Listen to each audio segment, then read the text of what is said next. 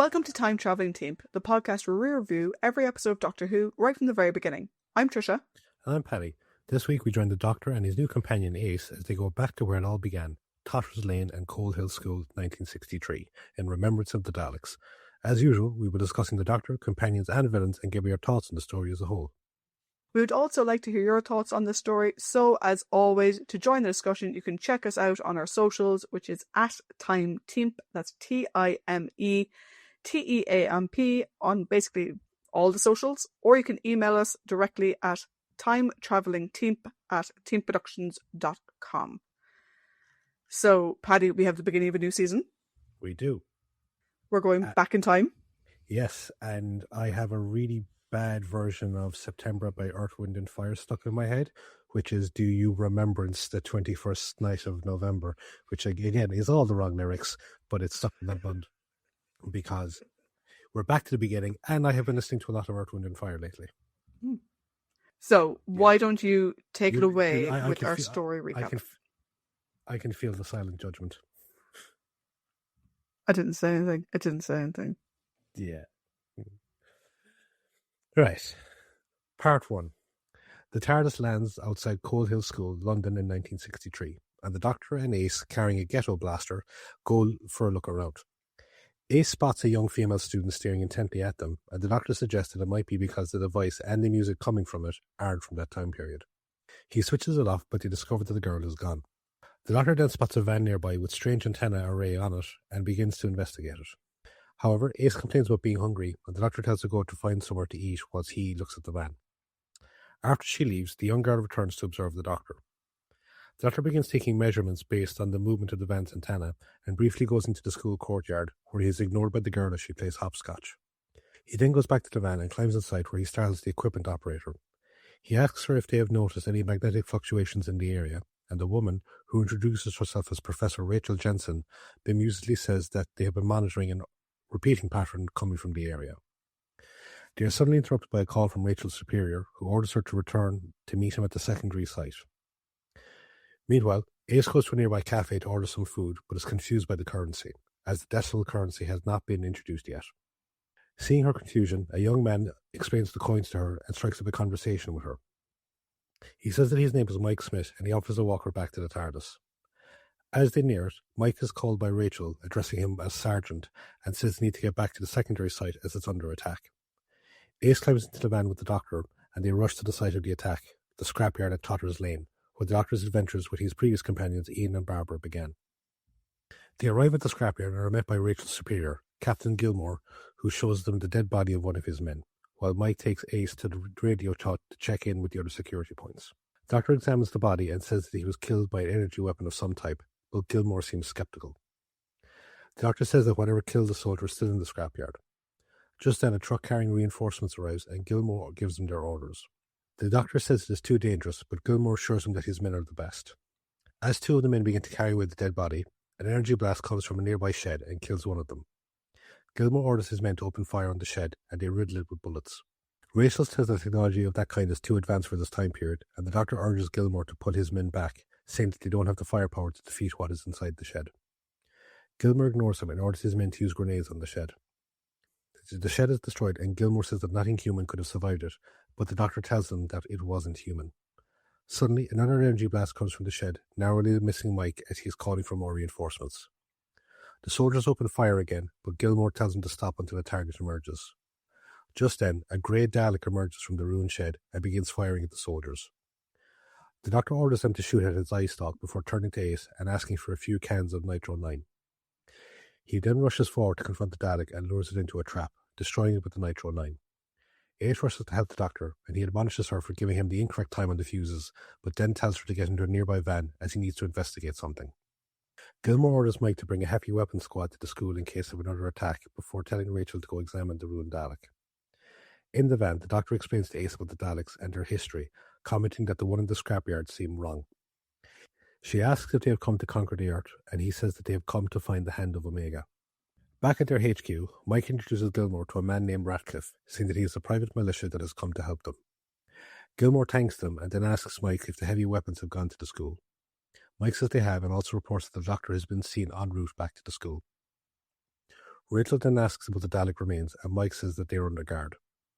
At that moment, some of Ratcliffe's men have loaded the remains onto a van and driven it away, having killed the soldiers who were guarding it. Meanwhile, Ratcliffe goes back to his own office and reports to a person sitting in a Dalek chair in front of a large computer station that they have recovered the destroyed Dalek and that the Doctor is working with the army. Back at Coal Hill, the Doctor and Ace are met by the headmaster, who assumes that they have come to apply for the school caretaker position. The Doctor asks if they can have a look around, but the headmaster refuses. However, he suddenly puts his hand behind his ear and says that a quick look should be fine. The Doctor thanks him and leads Ace through the school. They arrive at the chemistry lab, and the Doctor brings Ace to a window and shows her the playground he earlier investigated and asks her about some burn marks on the ground. Ace says it looks like a landing pattern of some type of spacecraft, but says that she would have known about that in her time if an alien ship did land. The Doctor asks if she has ever heard about the incidents with the Loch Ness Monster or the Yeti attacks, and when she says no, he remarks that humans are as adept at self-deception as they are at self-destruction. Ace again asks about the Hand of Omega, and he says that it is an incredibly dangerous device. He says they need to continue their search as there may be more Daleks in the school. They go into the cellar and they discover a transmat pad. The Doctor goes to look at it, but Ace says that something is coming true. However, the Doctor manages to reverse the flow and causes the Dalek to implode. Ace asks if the interference will be noticed, and the Doctor says most likely, and that there is probably a maintenance worker nearby to oversee it. Suddenly, a white and gold Dalek emerges, and the Doctor tells Ace to run. He falls on the stairs as they flee, and Ace reaches the door where she is met by the headmaster. She tells him to help, but he instead throws her to the ground and then locks the door, trapping the Doctor. The Doctor tries to open the door and then watches in horror as the Dalek hovers up the stairs. Part 2. Ace gets up and attacks the headmaster before opening the door and letting the Doctor out. They quickly shut the door again, and the Doctor checks on the downed headmaster, noticing an electronic chip embedded behind his ear. They then quickly flee before the Dalek destroys the door and wakes up the headmaster, telling him they need to repair the transmat. Doctor and Ace escape to the courtyard, where they are met by the soldier delivering heavy weapons. The Doctor signs for them and gives Ace an anti-tank rocket, telling her that they need to destroy the transmat. They are suddenly attacked by a Dalek, but Ace destroys it with the ATR, saying that she followed the Doctor's instructions to shoot for the eyepiece. Just then, Gilmore, Mike, Rachel, and a squad of men rush in. Gilmore congratulates him on destroying it, but the Doctor says that things have gotten much worse, saying to himself that he wished he'd never started these sequence of events. He tells Gilmore that they need to evacuate the area. Gilmore says it is absurd, but Rachel asks why they need to evacuate, and the Doctor says that he fears that a large Dalek task force will soon arrive. Gilmore asks where the attack will come from, and the Doctor says that most likely will be coming from an orbiting spacecraft. Gilmore again seems skeptical of the notion of alien invaders, and the Doctor angrily storms off. However, Rachel says that the Doctor is telling the truth and that they should trust him as he shows more knowledge of what is going on than they do. Gilmore reluctantly agrees and goes to get permission to evacuate the area, but it will most likely be tomorrow before they can begin. The Doctor agrees, but he says that he needs to go do something, but he refuses to let Ace come with him, as she prefers to follow him. He says he needs to go bury the past and asks someone to keep an eye on her while he is gone. Rachel asks Mike to take Ace to his mother's boarding house. The Doctor goes to a nearby cafe where he is greeted by the night worker, John. The Doctor asks for tea, and John offers him some sugar to go with it. The Doctor then muses about the ability to control what people could and couldn't do and the effects it would have on society. As an example, he says that without sugar, then cane cutters would have no jobs. John, a Jamaican, comments that without the need for cane cutting, his ancestors may never have been enslaved and he would have grown up in Africa. The Doctor says each decision creates ripples in time. The larger the decision, the greater the ripples. The following morning, the Doctor goes to a funeral parlour, saying that he has come to collect a casket, which he had delivered there whilst in his first incarnation. The parlour worker, who has been perturbed by the eerie presence of the casket, says that he will wait for the owner to return before handing it over. The Doctor asks to be alone with the casket, and when the worker leaves, he orders the casket to open. He then places a baseball bat he took from Ace inside its smoky, glowing interior. After a few minutes, he orders it to give the bat back before summoning it to follow him out of the funeral parlour, causing the worker to faint at the sight of the hovering casket. He leads the casket to a nearby graveyard, where he is accompanied by a blind priest to a pre-dug grave that he had again commissioned in his first incarnation. Unbeknownst to him, his movements are reported to Ratcliffe, who relates it to his mysterious superior. However, the superior informs Ratcliffe that his spy has been located by their enemies. At that moment, the spy, who is actually Mike, leaves the telephone box but is watched by the headmaster, who follows him into the graveyard. The headmaster attacks Mike and demands to know the location of the renegade Dalek base, saying that they must be destroyed for their opposition to the Emperor. Mike feigns ignorance, saying that he works for Ratcliffe and a group called the Association, and begins to fight back. Suddenly, the Master collapses, being killed remotely by his superiors as they observed him losing the fight with Mike. Mike then spots the Doctor and the priest leaving the gravesite. Back at the boarding house, Ace is joined by Rachel and the radio operator Alison for breakfast. A few moments later, the Doctor and Mike return, with Mike saying that he found him wandering in the streets. Just then, a message comes through from Gilmore, saying that he wants them all back at the HQ, with the exception of Ace. Ace senses that Mike is lying and prepares to complain, but the Doctor distracts her by presenting her with the baseball bat, which emits a surge of energy when he touches it. Rachel is fascinated by it, but the Doctor refuses to give any more information on it. Mike then ushers Rachel and Alison out and tells Ace that they will be back later, and jokingly says to have dinner ready for them. Ace insists on going with the Doctor, but he begs her to stay behind, saying that he needs to convince Gilmore to listen to him, and promises to tell her everything that is going on when he gets back. She reluctantly agrees, and he goes to join the others. A despondent Ace then joins Mike's mother in the living room as she does the laundry, and then tries to find somebody to occupy herself with. Mike's mother leaves the room, and Ace takes a look around, and she notices a sign in the living room window that says, "No colours," and quickly decides to leave, knowing its meaning. At the HQ, Gilmore informs the Doctor that the evacuation has been approved, and the Doctor instructs Rachel to get the Royal Observatory to scan for activity in orbit. He then orders the detection vents to search specific areas and insists that Gilmore's men not engage any targets they encounter. A short while later, a report comes in from the observatory detailing the scale of the object that it detected. The Doctor says that it could be a Dalek mothership, which could hold at least several hundred Daleks. Gilmore asks if they have nuclear capabilities, and the Doctor replies that they have weaponry that humanity could not even imagine. Alison and Mike return with some equipment the Doctor requested, and he sets to work. He reveals that he believes 2 different Dalek factions are operating in the area, and the best thing Gilmore and his men can do is to try and keep them contained so they eliminate each other. The Doctor then asks Mike to call Ace and tells someone to collect her. Just then, Alison reports that more energy fluctuations have been detected at the school, and the Doctor says the transmat must have been repaired.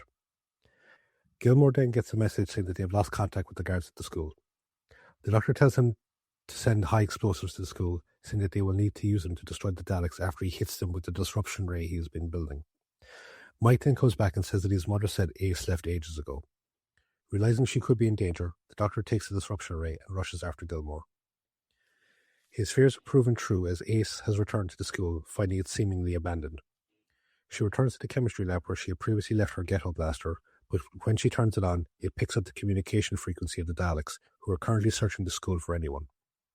She quickly rushes out and runs into an Imperial Dalek, fleeing as it starts shooting at her. She takes cover as the Dalek follows her back into the lab. She manages to ambush it with the energy-infused baseball bat, severely damaging it and destroying its eye stalk. She then flees from the room as it fires wildly and dodges the other Daleks in the corridors. She finds a dead soldier and takes his ATR, but then finds herself cornered by several Imperial Daleks. Part 3. The Doctor arrives and uses the disruptor ray on the Daleks, causing them to scream in pain, allowing Ace to get to safety. Mike then leads a group of soldiers to destroy them with the explosives. Gilmore leads the men in search of the school for any more Daleks, and Rachel examines the remains of the destroyed ones. She calls the Doctor over, saying that she can see movement, and then a tendril reaches out to strangle him when he looks inside. Alison picks up Ace's bat and clubs the tendril until it releases the Doctor. After getting his breath back, the Doctor says that this one is different from the one in the scrapyard, and Rachel says that it seems more evolved. The Doctor then sends him down to the cellar to look at the transmat whilst he tends to Ace, gently rebuking her for not staying at the boarding house. When she says she came to get her ghetto blaster, he says it is good that it was destroyed in the fight, as its discovery could have radically altered the technological advancement of the timeline. Together they then go down to the cellar, and he destroys the transmat with the bat. He then says it is time for lunch and then leads them back to the cafe. They are later joined by Gilmore, Mike, and the rest of the soldiers. Gilmore joins Rachel at her table and expresses frustration at their inability to do anything. Rachel then says that they are in over their heads. When he says that she was meant to be his top advisor, she angrily rebukes him over the fact that she was conscripted into the operation, and everything she thought she knew about the universe has been proven to be false, and that they are reliant on the Doctor to know what is going on. Meanwhile, Ratcliffe and his men have arrived at the graveyard and attempt to unearth the now-buried casket. However, they trigger an energy surge that is detected by the Imperial Dalek ship in orbit. The Emperor is summoned to the bridge and informed as to what has occurred. The Emperor orders the assault teams to be ready to claim the hand of Omega. Back at the graveyard, the mysterious girl observes Ratcliffe's men as they dig up the casket before disappearing again. Back at the cafe, the Doctor asks Gilmore to set up a forward base at the school, and Gilmore then takes everyone with him. Before they follow on, the Doctor reveals to Ace that the forward base is merely a way of keeping the soldiers safe, as the two Dalek factions would instead fight for control of the hand of Omega. When they arrive at the school, Ace again asks what it is, and the Doctor takes her aside. He reveals that back at the foundation of Time Lord Society, Omega used a device called a stellar manipulator, which was capable of creating stars based on specific designs. It was with this device that the Time Lords under Rassilon developed their time travel technology. Ace asks what the Daleks wanted when they already have time travel, and the Doctor says that their technology is very crude and that they want the Time Lords version of it. He reveals that it will not serve them as they think, and that he actually wants to give it to them. However, he didn't account on two factions fighting over it. He says they need to go ensure that the right faction gets it. Meanwhile, Mike receives a call from Ratcliffe saying that they have successfully brought the hand of Omega back to the warehouse. However, he is double-crossed as the Daleks begin to kill his men. Ratcliffe then confronts his mysterious superior, who reveals itself to be the girl that has been observing everything.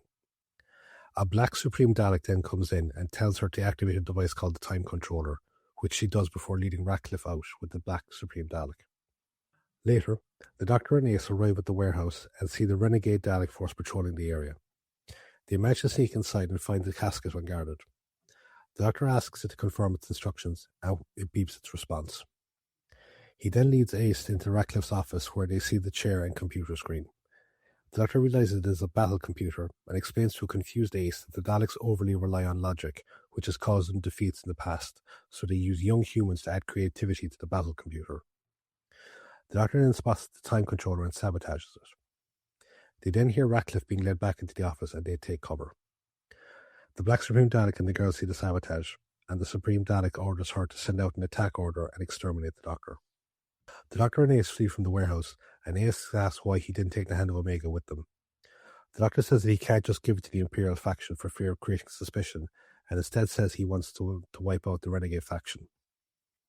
They head back to the school, pursued by the Renegade Daleks. They encounter a group of soldiers led by Mike, who were sent out to search for them after their absence was noticed. They go back to the school, and Mike asks why the Daleks don't leave now that they have the hand of Omega. The Doctor asks how he knows about it, and Mike, panicking, says that Ace told him. A shocked Ace angrily denies this, and the Doctor takes her away. Mike tells an angry Gilmore that he didn't realize that Ratcliffe was working with the Daleks, but he's arrested and taken away. Outside, the renegade Daleks begin attacking the school, and Gilmore's men are quickly overrun. However, the renegade Daleks are called back when the Imperial attack force is detected entering orbit. The attack shuttle lands in the schoolyard as the Doctor and the others watch on in surprise. Part 4. The Imperial Daleks disembark and begin their search for the renegade forces. Having witnessed the extent of what they are up against, Gilmore finally agrees to fully support the Doctor. Ace is confronted by Mike, saying that he only wanted to help Ratcliffe, expressing his sympathies to his nationalistic ideas. Ace angrily rebukes him, saying that he betrayed them all before he is taken away again by the guards. Meanwhile, the two Dalek forces have begun to fight each other in the streets. The Renegade faction puts up a strong defense, but are forced to retreat when the Imperials bring out a specialized heavy weapons unit that easily destroys the Renegades. Back at the school, the Doctor throws a zipline from the lab onto the top of the shuttle, explaining that Dalek shuttles have no rooftop defenses. He zips onto the shuttle and opens the access hatch, surprising the Dalek pilot inside. He manages to deactivate it before he is joined by the others.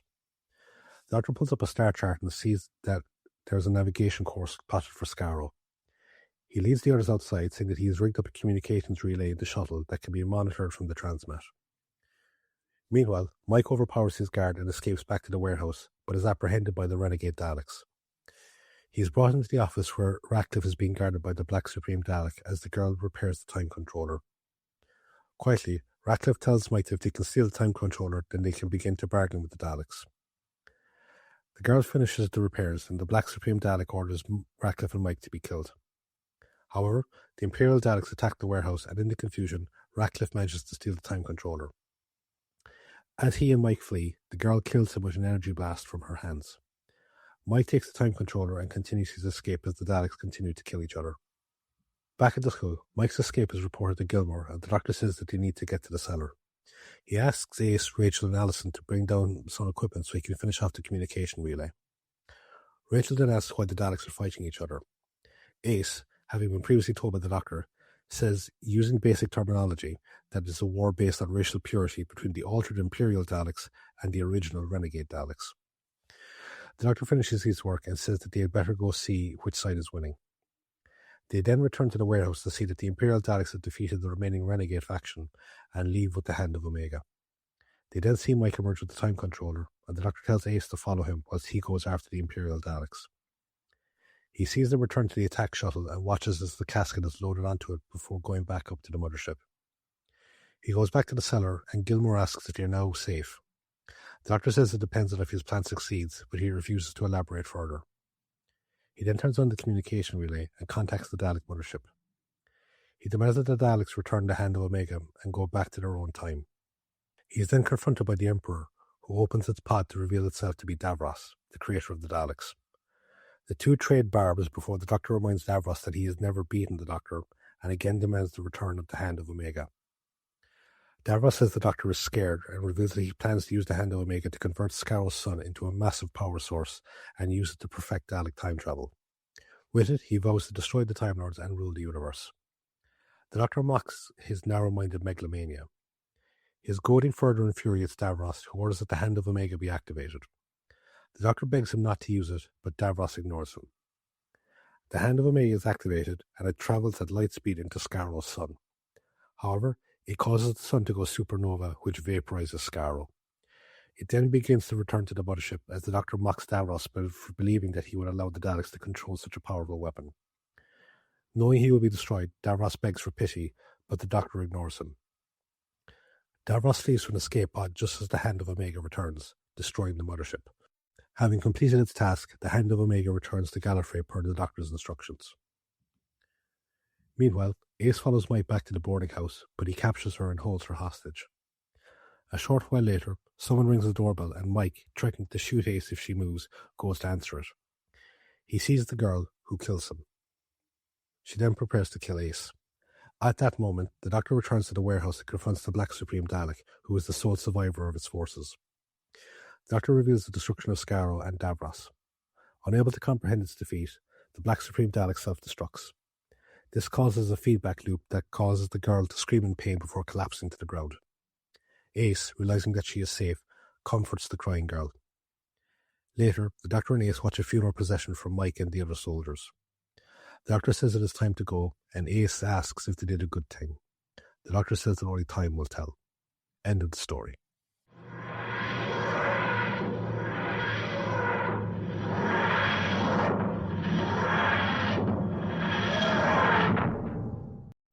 So, 2 seasons left to go. But we have the trivia spot for the first story of the second last season. So, very convoluted way of introducing you. What have you got for us this week? Cool. So the air date for this story was not November 1988. No, this story came out 5th of October to 26th of October 1988. The writer is Ben Aronovich. This is the first of 2 on-screen Doctor Who writing credits for Ben. We'll also see his work again in Battlefield. As well as writing the novelization for this story, he actually wrote a whole host of Doctor Who novels, short stories, and audio stories. So if you like Ben's work in this, there's plenty of other stuff that he's written that you can enjoy in written and audio format. And I have read the novelization of this story, and I would highly recommend it to people. Very good. The director of the story is Andrew Morgan. This is the second and final story for Andrew. We previously saw his work in Time and the Rani. So this story had the working title of Nemesis of the Doctor. I hate that title, and while I am not a fan of the ridiculous use of R word of the Daleks, I much prefer that to Nemesis of the Doctor, because that's a shit title. The teaser sequence for this episode includes clips from famous speeches, including JFK, Charles de Gaulle, the Duke of Edinburgh, Martin Luther King, etc. It had originally been hoped to use a clip from a speech by Queen Elizabeth II when opening the Commonwealth telephone cable link on the 2nd of December 1963 to sort of tie it all into the theme. But when the production team contacted Buckingham Palace for permission to include the material, this was denied. Allegedly, the Queen didn't wish to be quoted on a fictional television program. However, the palace did give permission, a little bit reluctantly, for the Duke of Edinburgh quotes to be included. So Queen, no. Duke of Edinburgh, yes. Fine. This marks potentially, I couldn't think of anything else, and the listing also read potentially, the first time that Doctor Who has directly referenced itself as a series within the context of the show.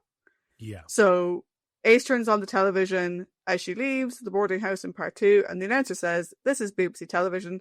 The time is 5:15, and Saturday viewing continues with an adventure in the new science fiction series, Doc," before it gets cut off. Yeah. The original script called for the Doctor to destroy the Imperial Dalek that ambushes him and Ace in the school with the anti-tank rocket, and to attack the Supreme Dalek with a Finger of Omega, whatever that is, in a parody of Western showdowns. These instances were altered, particularly after Sylvester McCoy cited his Doctor's dislike of weapons. When the Doctor gave Ace her baseball bat, the script pages are visible, sticking out of the left pocket of his jacket. This is really funny. So Sylvester had this thing where he would keep his scripts in his pockets. Right pocket was for scenes done, and the left pocket was for scenes to do. So, interesting game going forward. Okay. Can you see Colin's pockets getting bigger and smaller as he's moving from scene to scene? Sylvester's pockets? Sylvester's pockets, even better. Yeah. Colin's would be fantastic, because how the fuck is he doing her? Yeah. But yeah, so it's going to be an interesting game to see as you're watching episodes. Can you see like his left pocket get smaller and smaller and smaller, and his right pocket gets bigger and bigger and bigger? Which is very funny. The Doctor is seen reading the book Doctor in the House. This is a running gag developed again by Sylvester, where each time the Doctor pulls out a book to read, it has the word Doctor somewhere in the title. He did this in Dragonfire as well. Okay. This is something that he just thought it'd be funny if the Doctor was always reading a book, Doctor or something or other. Andrew Cartmel, who is the script editor at this time, was particularly proud of the scene where Ace finds the no coloured sign in the window of Mrs. Smith's boarding house. When it was screened to the BBC head of drama, he had to rewind the tape because the head of drama had missed the sequence due to a phone call. So he missed the sequence, and just like, shit, rewind it. Have him watch that bit again. The head of drama felt that Ace should have torn the sign down as opposed to just contemplatively take it away. And Carpenter agreed that it was a missed opportunity for the character. Andrew Morgan at one point wanted to cut the scene, believing that it was sort of running a bit too long. But Sylvester, who had seen it in rehearsals, and Sophie, obviously, who'd been doing it, argued that it was the essence of the story, as the story itself was about racism. Terry Malloy was credited by the pseudonym of Roy Tromley for part 3, when he presents himself as the Emperor Dalek, to preserve the surprise of Davros's return in part 4. To further avoid spoiling the surprise, Malloy was left uncredited in the Radio Times for the final episode, because usually the Radio Times lists the bulk of the main characters going to be in it. They deliberately left Terry out so as not to spoil the surprise that the Emperor Dalek was Davros. In the original script, the Special Weapons Dalek was developed by the Renegade Daleks to counteract their Imperial counterparts' flying battle platform. Originally, the Special Weapons Dalek lacked the increased firepower, but instead had the ability to fire around corners. Both concepts were dramatically altered with the mobile platform removed due to cost. I think I prefer the tank Dalek to one that can fire around corners. So, Daleks and stairs. Right. Here we see a Dalek levitating up a staircase. However, it's treated as, oh my god, they can fly. However, Davros appeared to have the power of flight in Revelation of the Daleks, achieved using the same effect, so it's not exactly a surprise. And, as Paddy will tell you, because he likes quoting this often, if you go all the way back to the chase, when the Daleks are on the Mary Celeste, they're on different fucking levels of the ship. Ergo, they can get up and down off of platforms. Also, we had in the chase the Dalek rising out of the sand and then moving over the sand. Presumably, it was hovering because otherwise it would get stuck. Yes. So actually, I think as well, is it in Dalek, the Christopher Eccleston episode? Doesn't he also seem surprised that they can fucking go upstairs? Yeah. Like, what the fuck? Did you just forget? Oh, it's so stupid. It's really, really horrendous. I think they probably wrote it into Dalek as a sort of a nod to the sort of casual person who's aware of Doctor Who, but never actually watched it, so assumed the Daleks couldn't go upstairs. Yeah. Yeah. But anyway, this is the first instance of the skeleton effect as opposed to the sort of Posneg. What was it called? The Posneg effect for the use of the Dalek weapons. This effect will be used for basically every other Dalek story from here to eternity.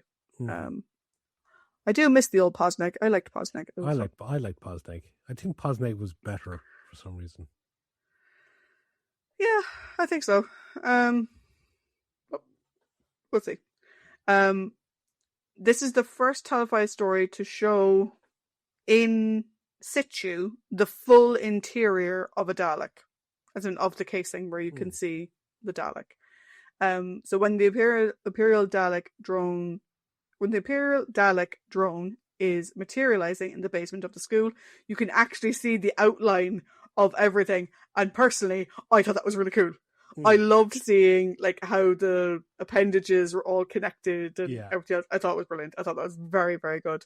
And it highlights the reason why I get pissed off when people think the Dalek includes the fucking casing. Yeah. Like, looking at you, Stephen Moffat, you tit. So, jumping ahead to the Doctor Who annual of 2006, Russell T Davies stated that the destruction of Skaro in this story is one of the first acts of the Time War, which is what Russell's seasons were stemming off from, alongside the abortive efforts of Genesis of the Daleks, the planned assassination of the High Council in Resurrection of the Daleks, and also there was an audio story called The Apocalypse Element where there was an invasion of Gallifrey. So for anyone who kind of thought that like the sort of Christopher Eccleston mentioning of a Time War seemed completely disconnected from Classic Who, they were kind of saying no, like there were shots being fired early on, and this was definitely one of them, which I like because it means that these stories don't exist in isolation, which I think is quite cool. The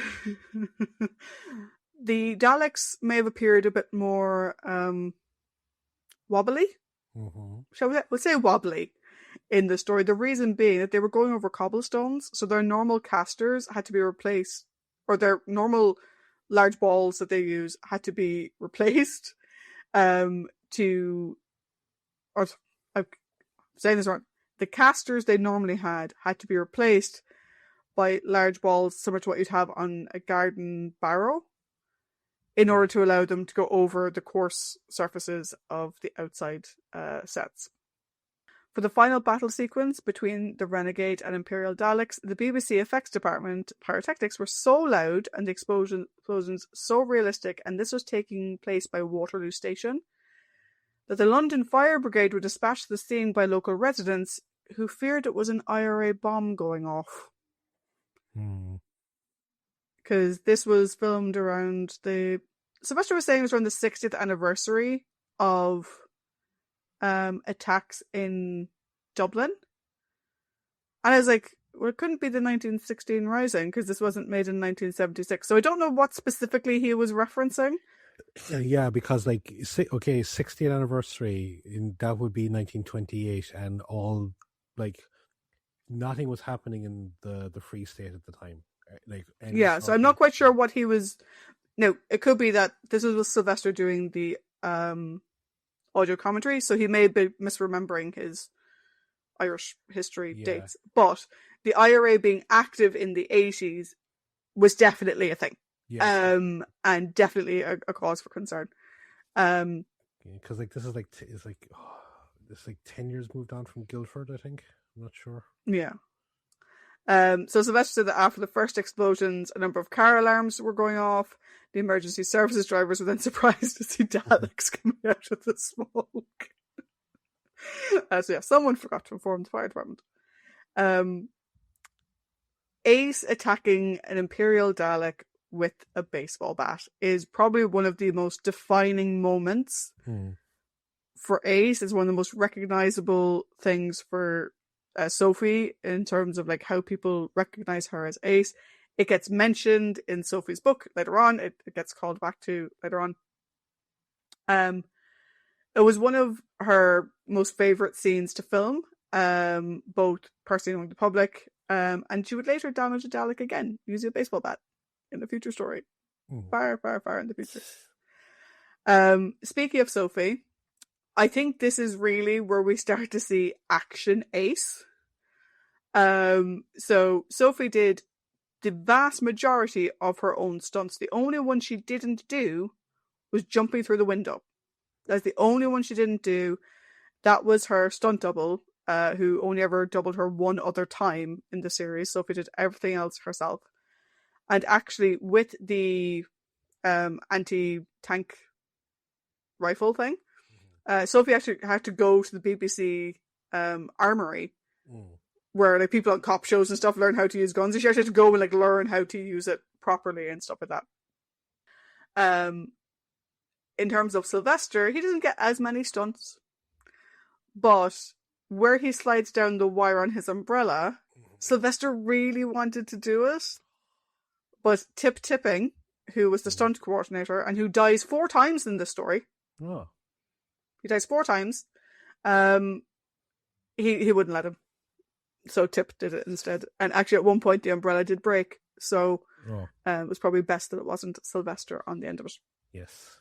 So let's move swiftly along to our cast, because it's been a very long trivia section. So as Gilmore, we have Simon Williams. This is the only on-screen Doctor Who credit for Simon, though he did reprise the role a lot, as there are a number of spin-offs in the audio stories from this particular story. Countermeasures, I think, is the main overarching title for it, but there's a number of stories where Simon reprises the role. His non-Who credits include Upstairs Downstairs, Jabberwocky, Goodbye Christopher Robin, and EastEnders. Mike is played by Dursley McClendon, who was actually a friend of Nicola Bryant. They were friends before this. This is the only Doctor Who acting credit for Mike. His non-Who credits include Just Ask for Diamond, The Diamond Brothers, and Mr. Bean. Dursley sadly passed away from an AIDS-related illness in 1995. Rachel is played by Pamela Salem. This is the third and final on-screen credit for Pamela. Well, I say on-screen credit, so we saw her as Toos in The Robots of Death, which is when we discussed her previously. But she was also one of the many voices of... I've forgotten how to pronounce his name. Zoanan? Is that how we pronounced it? Yeah, Zoanan. Zoanan in The Face of Evil. Ratcliffe was played by George Sewell. This is the only Doctor Who acting credit for George, which surprises me, because he has such a Doctor Who face. He does. That I assumed he'd been in the show like back in like Pertwee's time, or like with Patrick Troughton or something. He has a very Patrick Troughton opposite face, if that makes sense. But no, this is the only one. What he was in though was Z-Cars and Dixon of Dock Green, as well as The Caesars, UFO, Paul Temple, and Tinker Tailor Soldier Spy.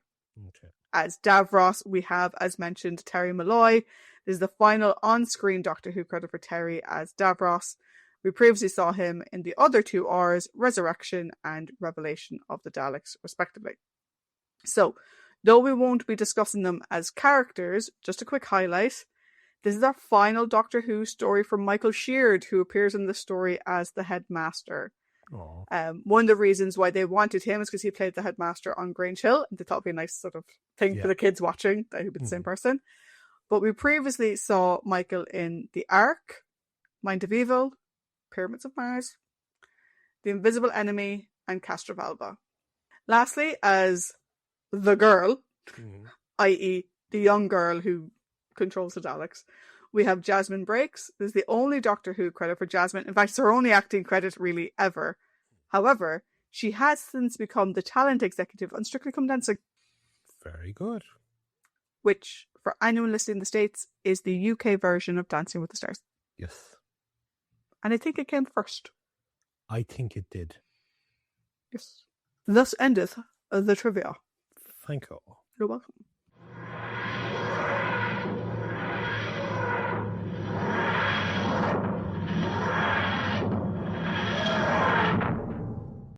So, summary done, thank me. Trivia done, thank you. We now come on to the character discussion, which, as always, myself and Trish will discuss the Doctor, the companions, Ace, mainly just Ace. I was just doing Ace. I think the others are just prominent, to be honest. Yes, and the prominent characters we have decided upon are Rachel, Mike. I won't put Mike into the villain side of things because I think it's a prominent character. There's stuff to talk about him. Yeah. He toes the line. So Rachel and Gilmore definitely are prominent characters. Then Mike is towing the line, and then the villains would be Ratcliffe and the Daleks / Davros. Yes. Davros will be, I think, I'm going to generally lump him in with the Daleks because he isn't. He doesn't have much of himself in this. Yeah, he's not Davros until he's had a Snickers. No, he's not really Davros until the last 10 minutes, and I think it's part of the wider conversation piece. So, you did the socials. You get to go first. Indeed I did. So, tell me. Indeed I do. What do you think of the Doctor? I really like the Doctor in this one as a character because we really are seeing a different side of Sylvester's Doctor. So if you imagine, last season, we loved Sylvester. He was lots of fun. But that was the thing. He was fun and he was funny. He was, a bit sort of slapstick. And there's still a bit of that here. There's one or two pratfalls and stuff like that, which is just Sylvester being Sylvester. But here we get to see a different side of the Doctor where he's, I suppose, manipulative is probably, in this story might be a bit early on, maybe giving away a little bit about what's to come, but we can see him manipulating events. He knows what's going on. He's the chess master in this, rather than just a guy on an adventure who stumbles across a thing. Which I think is very interesting for Sylvester, because it's quite different to how he was. Last season, he was just bugging around, trying in vain to fucking take Mel on holidays. Yeah. that was all he was trying to do. Whereas here we can actually see, and this is where I think we see Sylvester really developing into his own as the character. It's a step in a different direction to what we've seen from the Doctor's previous. This isn't Colin in the way that, like, Colin, when he regenerated, was a bit colder and a bit harsher. There's a little bit of that harshness here, I think, but not in the same way. It's definitely not Peter, because whatever. It's not quite the same as Tom, though there's that little bit of something in the eye. It's very much, I think, Sylvester finding himself. It's also where, again, if you're only a fan of new Doctor Who and the old stuff doesn't really appeal to you, I would recommend this season onwards is quite good from a modern point of view, because we're starting to see the mystery surrounding the Doctor. Yeah. We've known the Doctor's gone up against Omega before, but this is the first that we've heard that he's had access to this super advanced technology in the past. It sort of creates a deeper mystery around the Doctor, who he is, what he does, and whatever, that we haven't seen, not really that much, in the previous 24 seasons. So it's very much, I mean, this is sort of what, like, the Cartmill plan, as people like to call it. This is very much the beginning of that. Yes. But it feeds really nicely into the mystique that the Doctor has in New Who. That I know a lot of fans, myself included, kind of think the mystique of the Doctor is a bit overplayed. in New Who, but if that's something you enjoy and you didn't want to watch classic stuff because it didn't really seem like it was the same vibe, Sylvester is where that really starts. So like jumping into this story onwards is probably a good position point for that, if that's the type of Doctor that you like. A few other things. How are his relationships with people? We always look at the Doctor and his relationships with others. I love how he is with Rachel. We'll talk more about it when we talk about Rachel, but I love the fact that like he just gets along so well with her, and like he'll direct Gilmore to her, be like, she's your scientific advisor, fucking listen to her, like, do you know what I mean? Which I quite like. With Gilmore, there's a little bit of the Doctor and the Brig kind of vibe going on. But I like the fact that he gets along really well with all of them, even though he's playing them. Yeah. Because he knows exactly what he wants to happen. He's not doing it in a super condescending way. Like, he's not doing it in like a John Pertwee kind of way of where he can maybe like be seen to be looking down on people. He's happy to work with them. Now, again, you could advise that he's using them. There's a fine line there in terms of his relationships. The other relationship we see is his relationship with Ace. Yes. It's a lovely moment, and it's one of the things that Sylvester does with Sophie a lot, which I absolutely love every time. We just sort of taps and wiggles her nose. Yeah. It's just the cutest little thing. It's just so adorable, and I love it. But what we also see here, what we also see here though is the hypocrisy of this Doctor. You know, I said it in the trivia. Sylvester sees it as his Doctor doesn't use weapons. Yeah. The Doctor's walking weapon of mass destruction is Ace. Yeah. Who's a 16-year-old girl, I would like to remind people. She's 16. And yeah, he uses her Nitro 9, but he also deliberately weaponizes that bat. Yeah. With the intention of her using it. He hands the 16-year-old the ATR to use it and expects her to use it.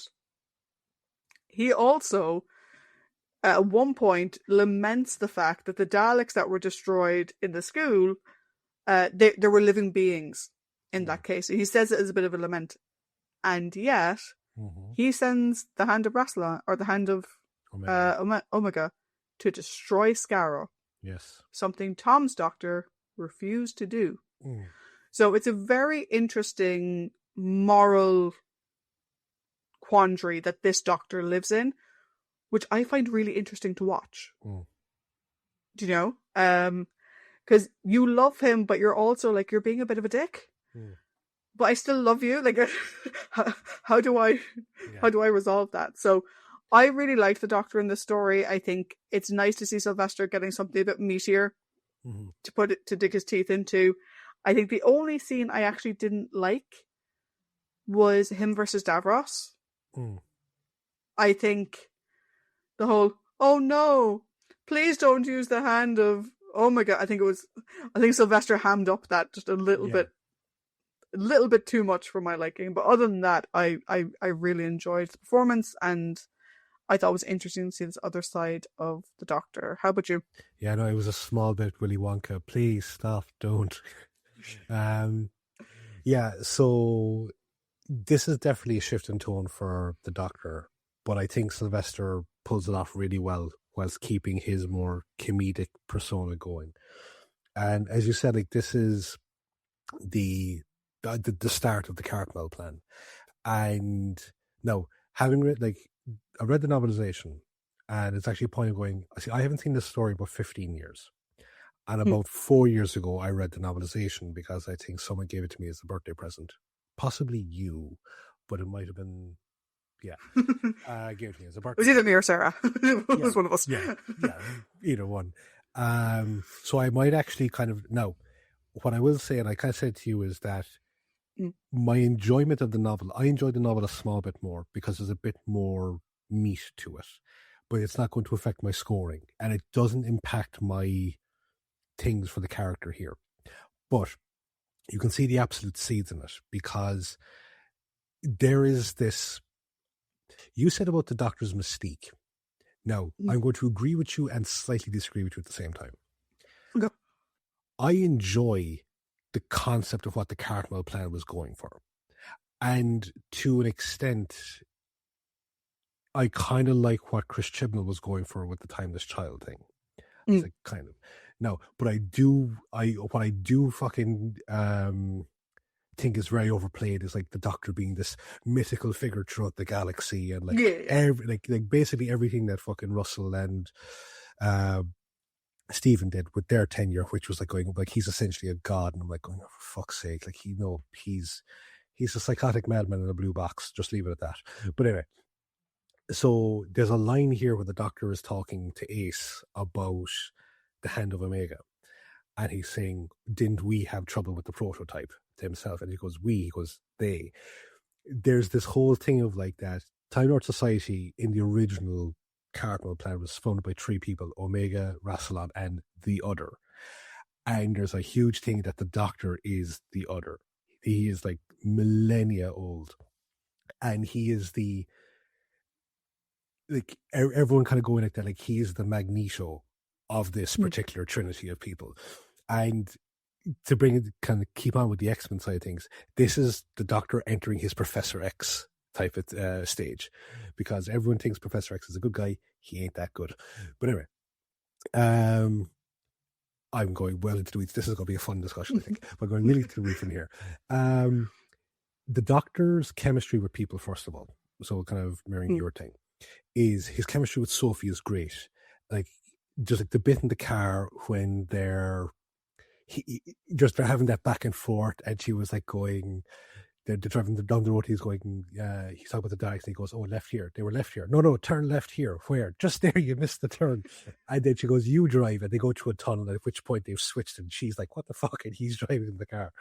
But to your point as well, yeah, where he boops her on the nose, and when she blows up the Dalek with the rocket, he goes, "You destroyed it." She goes, "I shot for the eye stalk, like you said."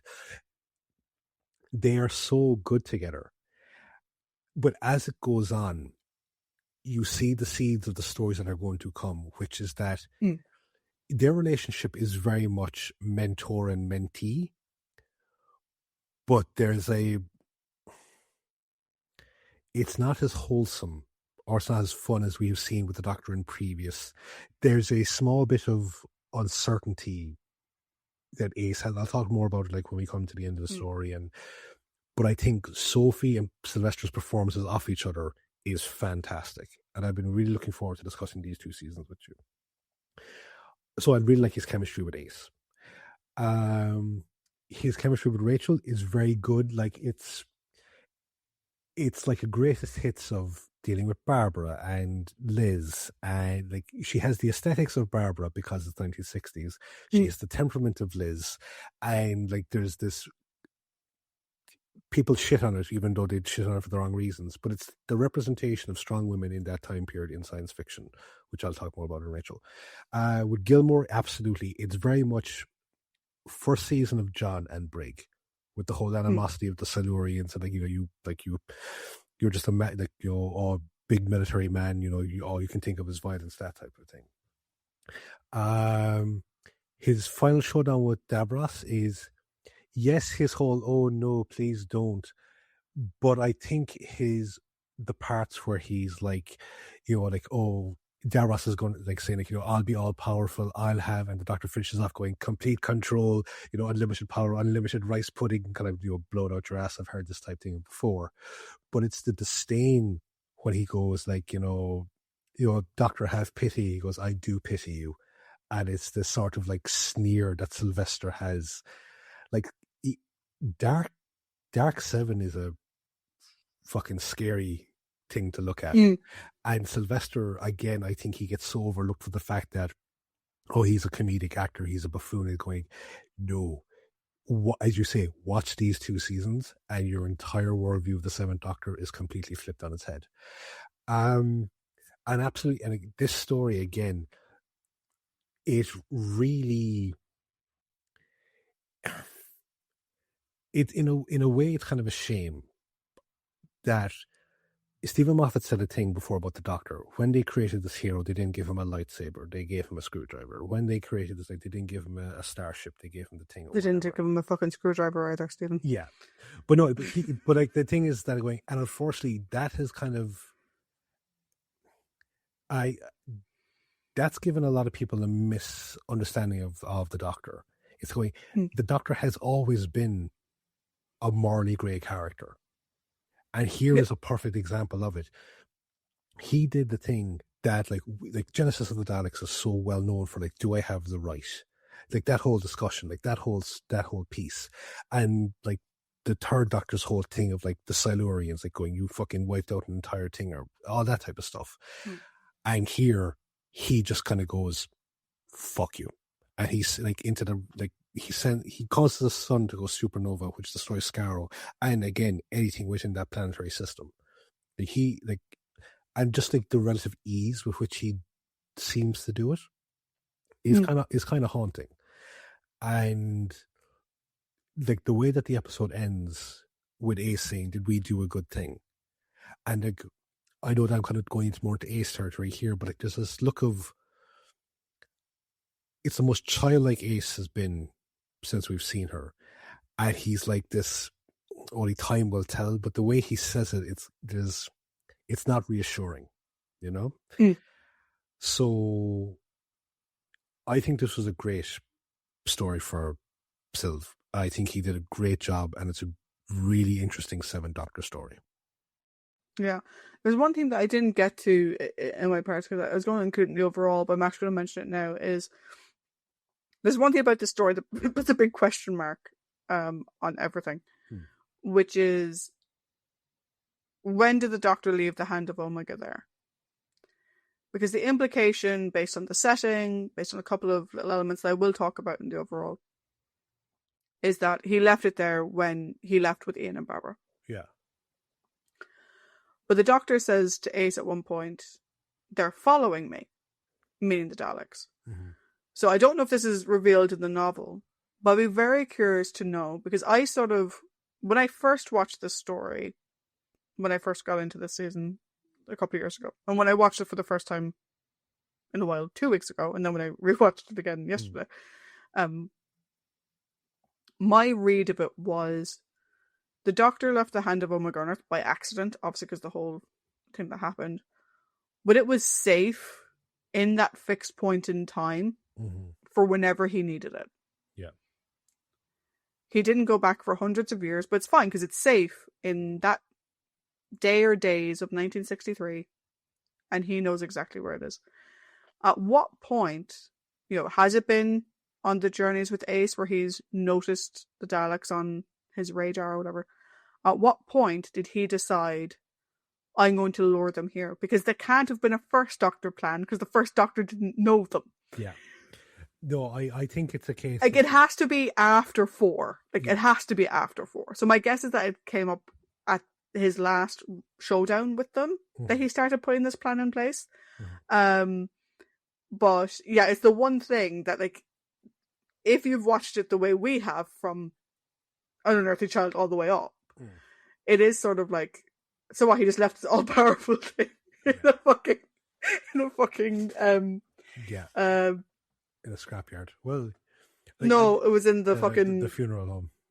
That's the word. Thank you. My brain was going to mortuary, so no, it's not in a mortuary, it's in a funeral home. But yeah, so that's an interesting. I don't know, but like, is that revealed in the book when he came up with this idea? I can't really remember like that part of it. Like there are more pressing snippets from that aspect to it, but I think it is explained. I just can't remember how it, like, what way it's explained. Okay. Should we move on though to his daring companion? Yes. Okay, now we have Ace, and if you think back to Dragonfire, I think Ace was a bit of a interesting character in Dragonfire. Quite childish and petulant on one hand, bit of bravery on the other. And when we got to hear her backstory, I don't think we really got to see much of Ace. Yeah. Do you know what I mean? Because obviously Mel was also there and Glitz was there, and it was a whole thing. Ace really starts to come into her own in this story. And there are several moments, including the one you mentioned at the very end, where she's quite vulnerable. And I really like that for Ace, because I think a lot of people see Ace as just being bravado. Yeah. Of just being, like, when she goes off on Mike calling him a grass and stuff like that. Yeah. A lot of people just see the bravado in that. They just see her with the Nitro 9 and they see her with the baseball bat. I think in this story, we really get the sense of how fragile is the wrong word, but let's use that word, how fragile she actually is. There's genuine fear when she's there with the Dalek on her own. And yeah, when the Dalek says small human female, she uses that to sort of amp herself up. Yeah. To hit him. But then when she's stuck and there's 3 of them coming towards her, she totally freezes. Yeah. She has this ATR, and the Daleks come all the way down until they're stood right over her, and before she even thinks of loading it. Yeah. So a lot of people think that Ace is just all action. She is action, but she is also a 16-year-old girl. Yeah. Who has seen what these things can do and is scared. She's on her own. No one knows where she is as far as she's aware. And she's scared. And I like that we get to see that part of her. One aspect of this story that has always given me the ick, though, is her and Mike. Because there's a vulnerability there. Vulnerable was the word I was looking for a while ago. Yeah. There's a vulnerability there. Particularly in like the scene in the morning where she's in her dressing gown and her hair is down. It's probably the most feminine we've seen Ace. And, she's clearly nervous being in front of him, whatever. And later on, he asks her to go to the pictures, which is the cinema or the theatre, whatever. And she clearly wants to. This man is in his 20s. Yeah. And she's 16. And in my mind, I was like, Doctor, why the fuck are you letting him get away with this shit with her? Like, warning flags. And then I remember, oh wait, you left your 16-year-old grandchild with some random man she had just met. But there's a bit of vulnerability in Ace, which going through, slight spoiler warning, we've already hinted at it a little bit, talking about the Carol plan, but that going into these next 2 seasons is very important. And I like the fact that as a companion, Ace is not one-dimensional. Yes. I think we've had a few too many one-dimensional companions over the last, 25 years of the show. And I like the fact that Ace isn't one-dimensional. To your point, though, around her dynamic with the Doctor, I love it. It's very sweet. It's very much like I said, he's the professor. Yeah. Do you know what I mean? It's this sort of professor-tutor sort of relationship.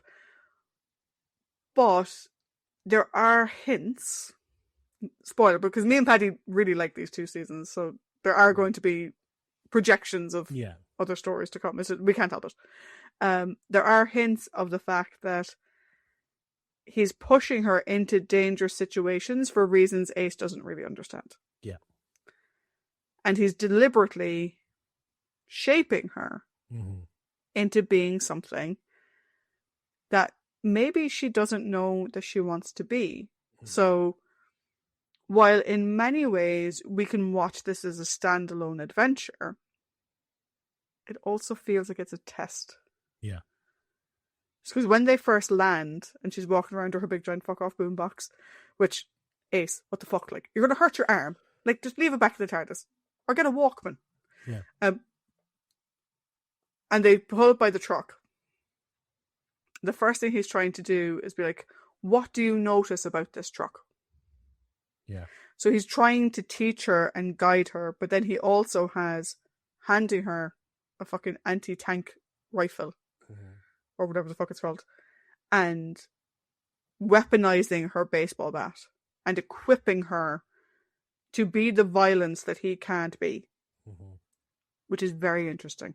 Yeah. It's a very, very different dynamic. Like you said, if you look at the previous sort of mentorship roles, it's similar in a way, but not to the same degree as the Doctor and Leela, where he gives out to her for using Janus thorns, but then doesn't criticize when she actually saves his life using violence and whatever. Yeah. It's very different to Adric. It's very different to Nyssa. It's very different, even going all the way back. It's very different to Zoe. It's very different to Victoria. It's a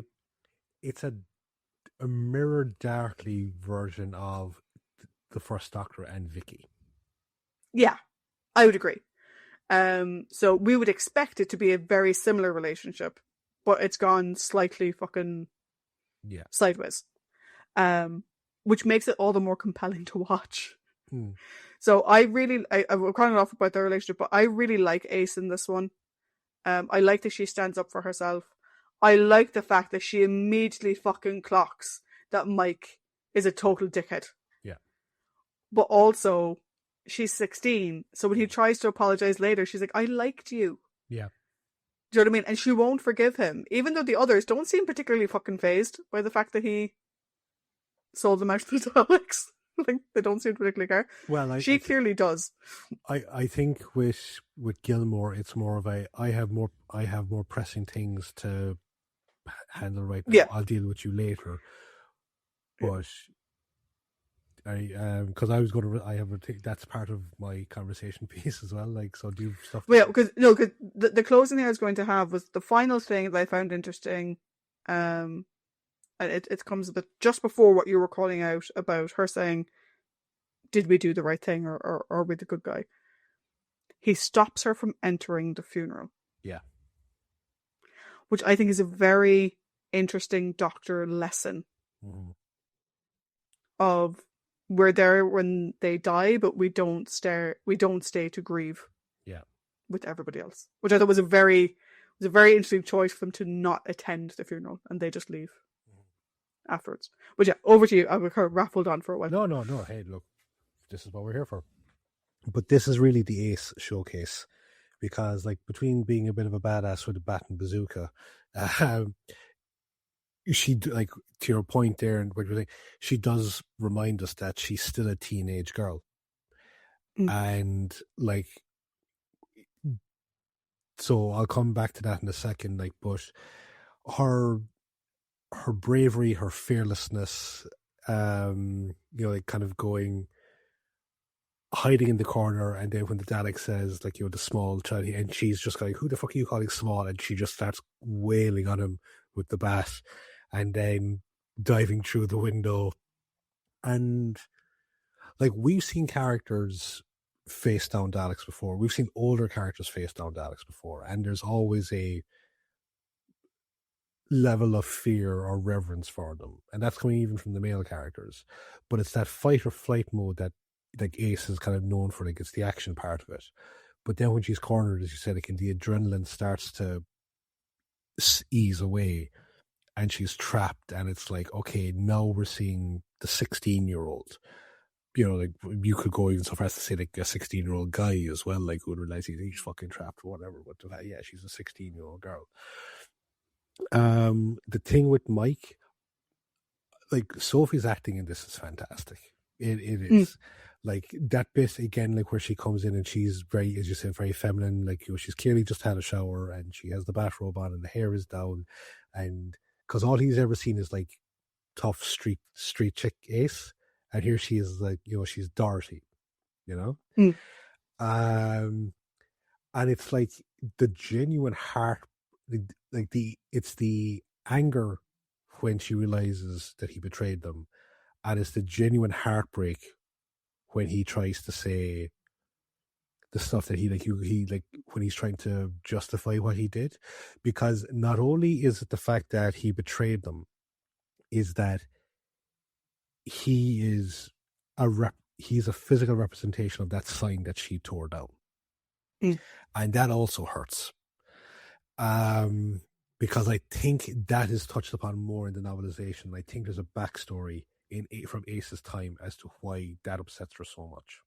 Oh, I think I know this. Cause I think this was in Sophie's book. I think it was that she had a friend when Yes. she was young who, I don't know if they were um Black British or if they were Indian. I got the sense they were Indian. I can't remember. Who was bullied a lot. Yeah. And I think she may have died. I can't remember if the character died, but there was an element of where Yeah, had it ties into a future story. Yeah. In a couple of episodes time. Because like I was kind of remember like going like is there a thing like where Ace has like does she have like an African or Afro-British like relative or something like that? But I knew that there was something in it. So he's a physical representation or even an embodiment of that because of the shit he's saying to her. So like there's that like the teenage girl infatuation, and then there's the anger. Like even the way like he says, "Oh, back in time for dinner," you know, and like or make the dinner ready for us, and she's like, thankfully she stopped calling people bilge bags. But I think that does come back in future stories, though. but like, then it's just like that broken heartedness, the whole thing. But the bits where like where she shoots the bazooka and the doctor said like you destroyed it. She goes, I shot for the eye stalk, and it's like that. I love that scene because of just how childlike she sounds when she does it.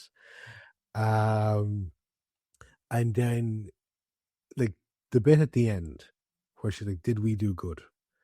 And there's just this earnest plea in her because she know like clearly she's trying to wrap her head around the scale of what they just did. And there's this earnest plea to kind of please reassure me that what we did was the right thing. And there's the as I said, like it's not a reassuring only time will tell. It's kind of a deal with it type response. And that's again, it's a tough thing to hear. And as I said, like, it's a very like what's coming to my mind now at the moment is because we talked about it the other day was the Romans and the Doctor and Vicky and the Romans and their relationship and the way that he guides her and he tries to reassure her with stuff and all that type of thing. This is a Mirror Darkly version of that because she's looking for that reassurance and he's not giving it to her. Not that he can't give it to her, it's that he won't give it to her.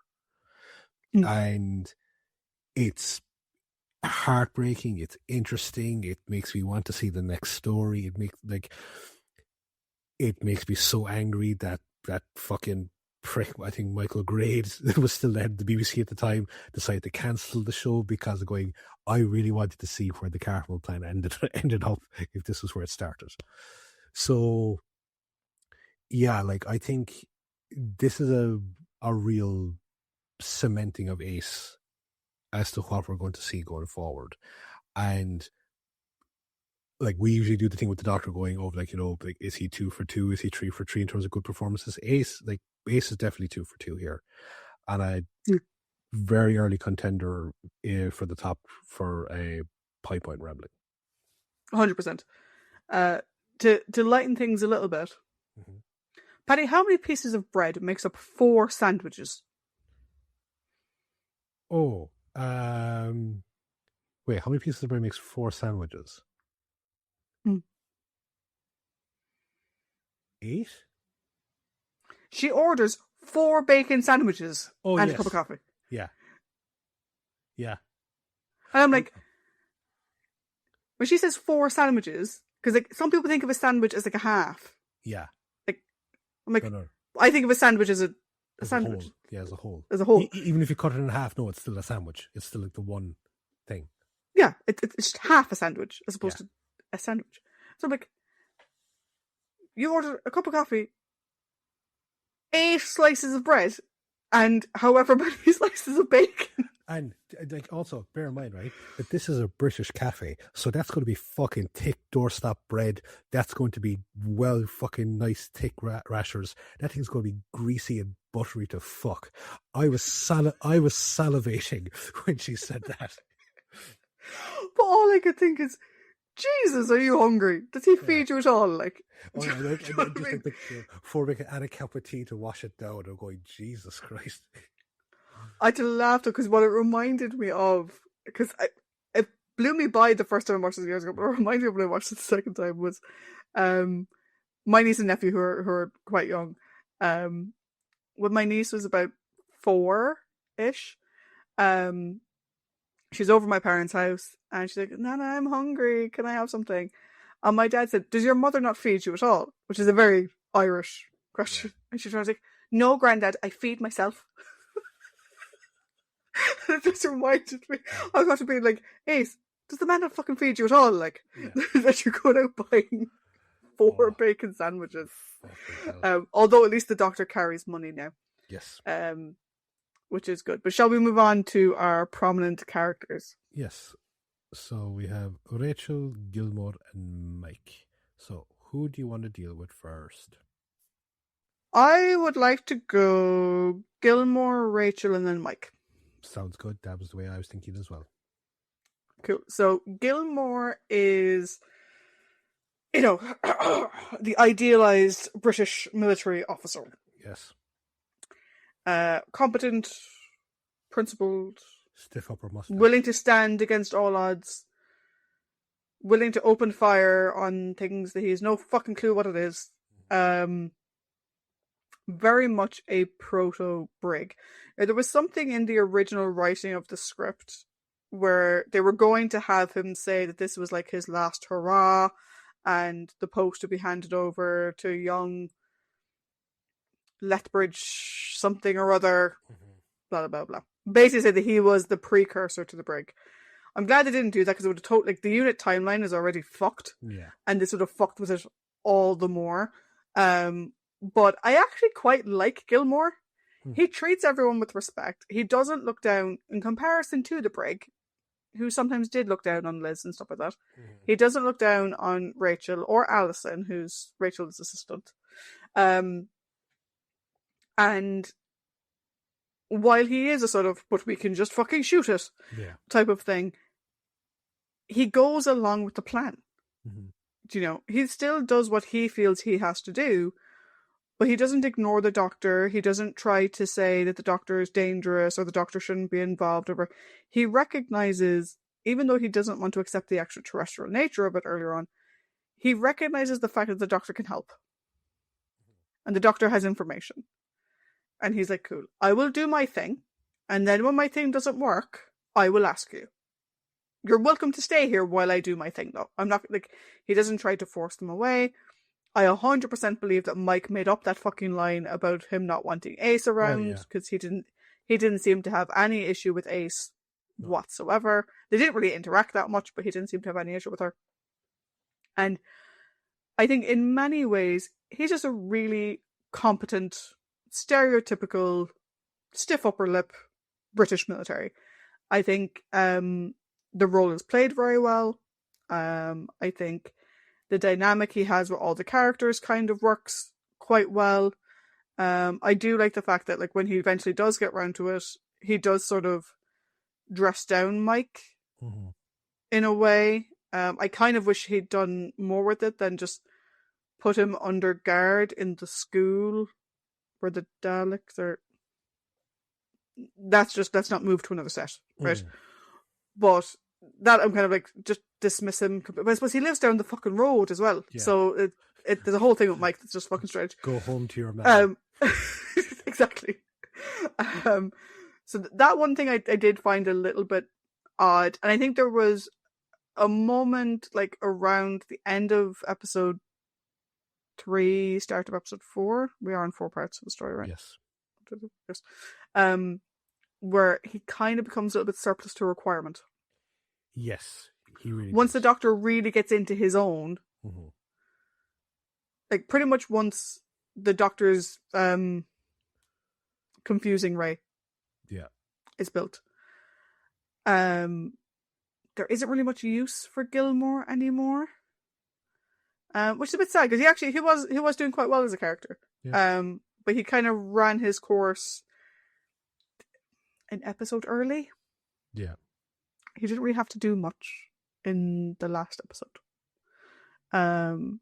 And spoiler, the same is true for Rachel in the sense of she kind of ran her course early as well. Because from that point on, he's just reacting going, what the fuck is this? Yeah. What the fuck is this? What the fuck is wrong with that guy's face? Like, that's literally all he's doing after that point. But yeah, but overall, I liked him as a character. I think, is he going to replace the Brig in my heart? No, of course not. No. But he was fine for a one-off story. I think it was fine. I think he fit in quite well. How about you? Yeah, I know. I was just saying, like, he's the typical 1950s, 1960s British officer, you know, very staunch, stiff upper mustache. And I agree, like, that basically by the end of episode 3, he's like surplus to requirements. He doesn't need it to be in there anymore. But like, while he's less, as you say, he's less condescending towards Rachel than the Brig. He definitely loves his rules and regulations more than the Brig, because when he gets the approval for the evacuation plan, he's like going, oh well, under the proviso of the 19 blah blah blah, subsection blah blah. It's a case of just say you got it approved.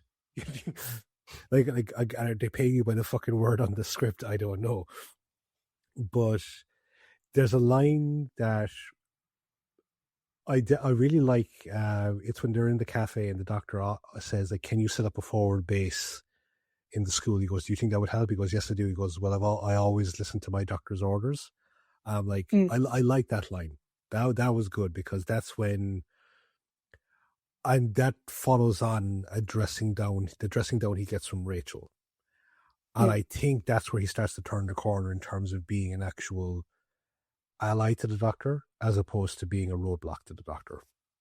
Because in the first two, it's like, yes, it's the typical shoot, or what's the line from the Wild West, you know, like, shoot first, shoot again, shoot some more, and then when everyone's dead, try to ask a question.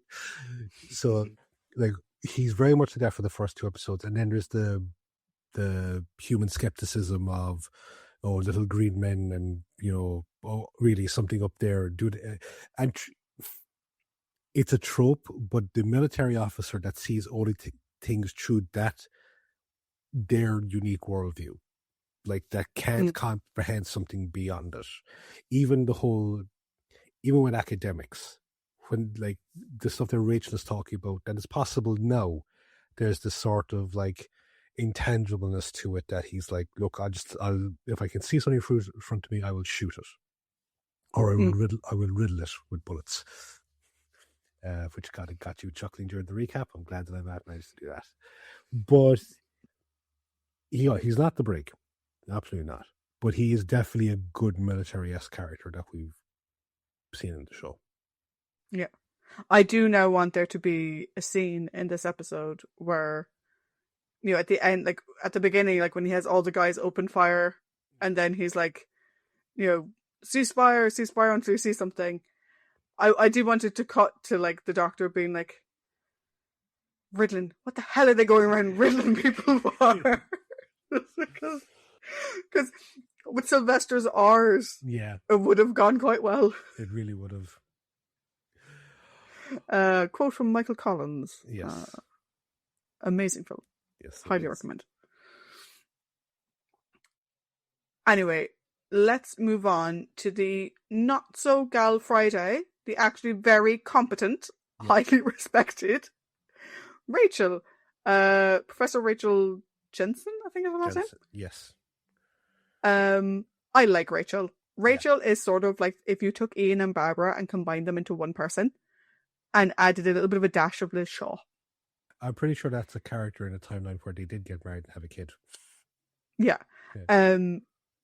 I really like her. I like the fact that she's from Cambridge and she's been clearly sort of pulled into all this weird shit. Like, again, very Liz Shaw, you fucking pulled me away, whatever. But I just like her. She gets along really well with everybody. She has a sense of humor, but she also has a serious side to her. We get to see her dissecting the two different types of Dalek and the fact that she's able to identify the differences and stuff like that. She clues in very quickly to the Doctor and what the Doctor's going on about. She also clues into the little clues about Ace. Mm-hmm.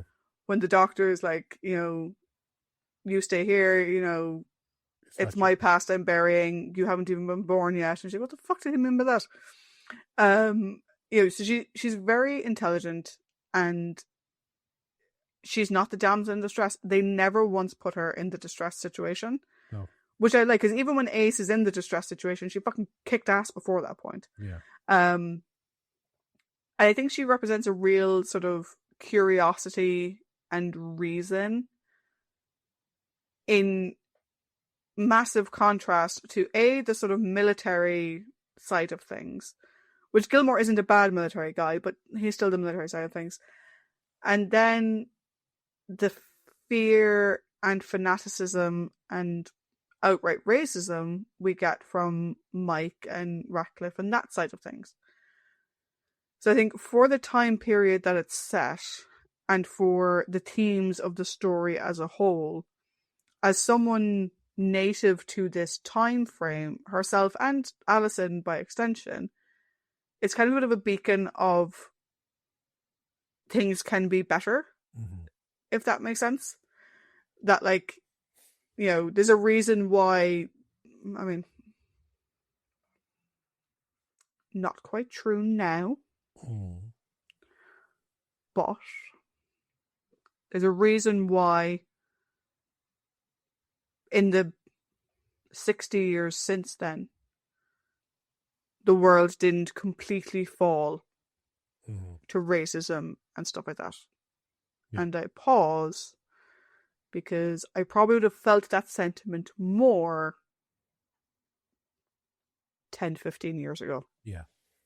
Than I do now. But Rachel is that type of character where you see her in a story written in 1987, shown in 1988, set in 1963. You can watch it in 2026 and go, I want to be the Rachel in the story. Yeah. And if she can do that in 1963, then I can do that now. So I really liked her for that, and I liked what she represented in that. How about you?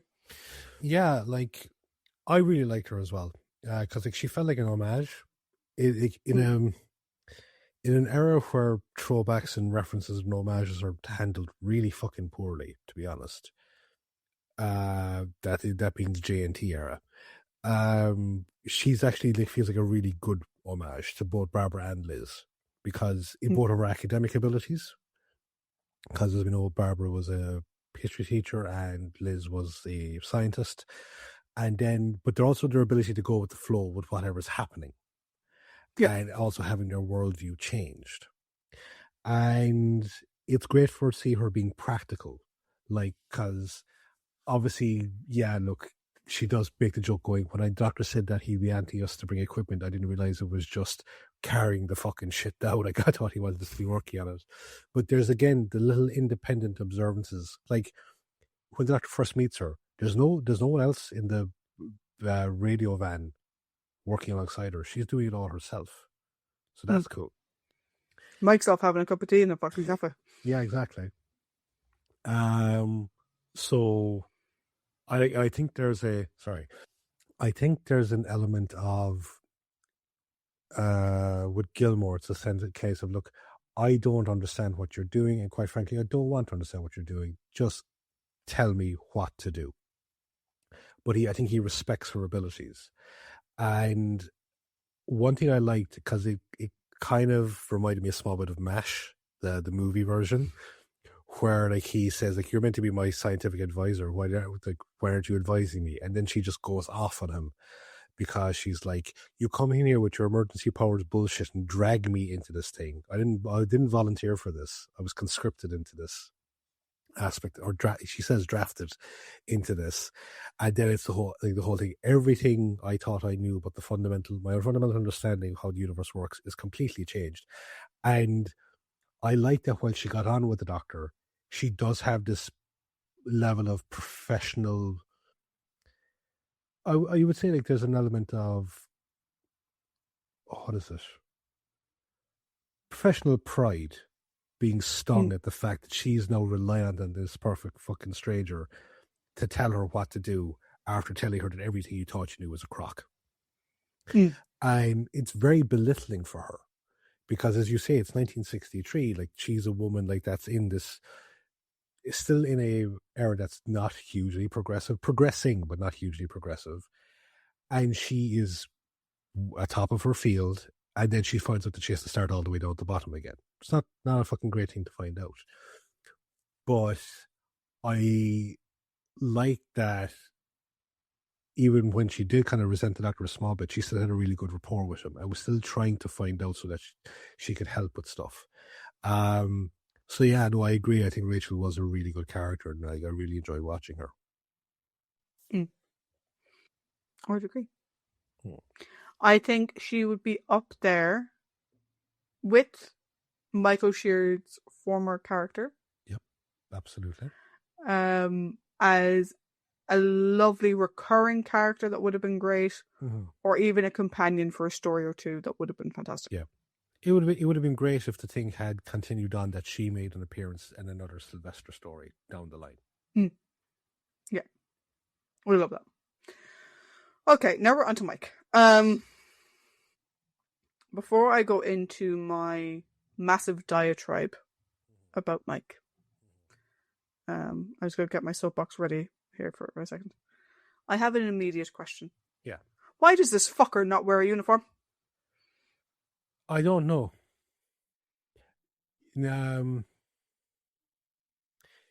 Because he gives the impression of second in command. But I kind of get the vibe that the only reason he's there is because his mum lives down the road. So, right. Okay, I am not hugely up on British military uniforms from that time period, but Mike is a member of the RAF, and he's like, his bomber jacket is, but his blue fatigues I think would be more in line with the Air Force, because the soldiers are all in. Are they meant to be fatigues? Because they just look like his clothes. No, I think they're meant to be fatigues. Okay. Yeah, and as for Gilmore, because he's a group captain, so he'd also be RAF. I would have thought that he'd be in a very similar kind of blue fatigues as well, but maybe he's in open combat. I don't know what their military uniforms are for that time, but he's a member of the RAF, so I took that to be his fatigues. They look just like they're just his clothes. All the budget where he went on the special weapons Dalek, they couldn't afford a fucking. Literally from the moment he gets called sergeant, I'm like, where the fuck is his uniform? I was like, oh, maybe he's undercover. But he doesn't put on a uniform ever. The following day, he doesn't put on a uniform either. Whatever. Anyway, that's beside the point. Yes. Mike. I fucking hate this character. I feel a bit bad for the actor. Yeah. A little bit of background on this actor. So obviously I mentioned that he passed away from complications from AIDS. He was gay. He never came out. He became really good friends with the actress who played Alison in this, and she used to go to events with him as his girlfriend. Aww. So that people wouldn't get suspicious and that he wouldn't ruin his career. But Mike, the character, is a piece of shit. And, in the context of fiction, I was happy he died. Yep. There's a number of reasons why Mike is a piece of shit. So let's go layer by layer. He's a racist. Layer number 1. He clearly fully abides by the no coloured sign that his mother has up in the window. He's part of Ratcliffe's association, which is clearly an anti-immigration fucking right-wing nutcell of a thing. And he clearly believes that wholeheartedly, to the point where he gets Ratcliffe involved in official military acts and basically sacrifices his own men so Ratcliffe can steal the Dalek. Because the 2 officers who were meant to be guarding it fucking died, or at least were knocked out and severely hurt, and Mike fucking knew. So there's that. he's also a giant misogynist. It gets even better.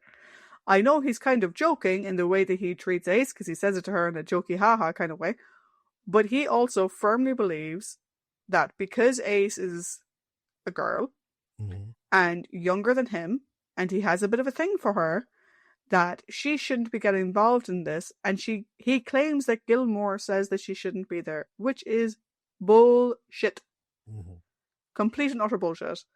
And then have the dinner ready when we get home. It may have been true of the era.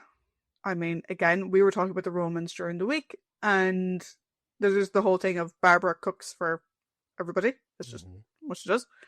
But Barbara also has a fucking job. Do you know what I mean? So that pissed me off. And then we have the fact that Mike is at least... Okay, he's a sergeant in the RAF. He is at least in his mid-20s. Yes. Ace is 16 years old. Stop being such a fucking creep, you pedophile. Like, no. Okay. Maybe forgiven initially. He just sees a girl and whatever. But, like, he's in his 20s. She's 16. And he's inviting her to go to the movies and all that. I'm like, no, you total and utter fucking creep. I almost don't care about the rest of this story, his relationships with anybody else, because he's a racist, misogynist, pedophile. So, yeah. Fuck you, Mike. Glad you died.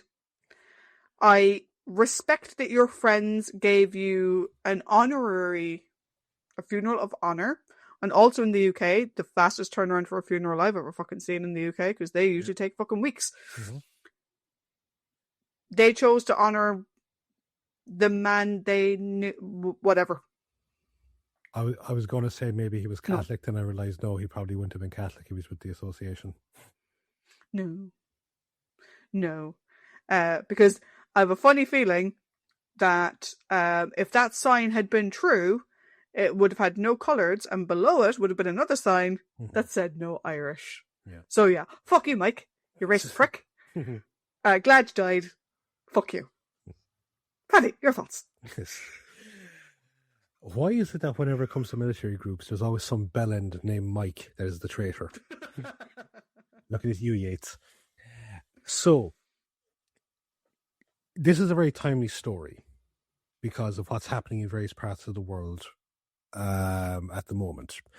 And so, a thing that is referenced in the story but has gone into greater detail, and no, this isn't colouring, again, my perception of Mike, because Mike has flaws outside. But the thing that goes is Mike's background and how he came into the association. So, Ratcliffe recruited Mike when Mike was a teenager, because Mike's dad died in World War II, and then Mike's mother was the breadwinner, and it's the thing of what's happening now at the moment. It's the whole manosphere thing, where impressionable young men are being fucking recruited, or they're being, quote unquote, the word radicalized, but their worldview is being shifted by male influences that don't have their best interests at heart. And that's what Ratcliffe did to Mike. He radicalized him. Now, obviously, it's not entirely upon Ratcliffe, because Mike's mother has those beliefs, so he got it from home as well. And because Mike's father died when Mike was very young, we don't know what his dad would have been like, whatever the case may be. So, but you can talk about the whole thing of being radicalized by, like, you can say impressionable people are radicalized by an outside influence that is all, like, apparently he used to give him and all his friends chocolate and all that kind of stuff to get them on board. It's the soft sell. Can you make an allowance for that if the person doesn't know any better, or if he doesn't have another influence there to counteract it? Possibly. Like, it's the whole kind of argument now going about young guys. Young guys need positive male role models, and they're seeing the likes of Tate and all these other fellas that are, fucking flash cash, all that kind of stuff. And there's a level of disrespect for the hard-working dad that goes out, comes back, helps his wife out with the housework, that type of shit. It's like, what is being a man? What is masculine? All that. That's a different fucking conversation. And yeah, you know where my fucking thoughts lie into that whole fucking sphere.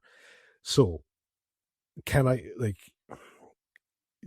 you would think that Mike would take a look at other people like Gilmore and like other guys, and now he's a bit older and being surrounded by them. But again, the well is so poisoned by Ratcliffe that it's a difficult thing to climb out of. However, I agree. It's the thing that about him and Ace. Yes.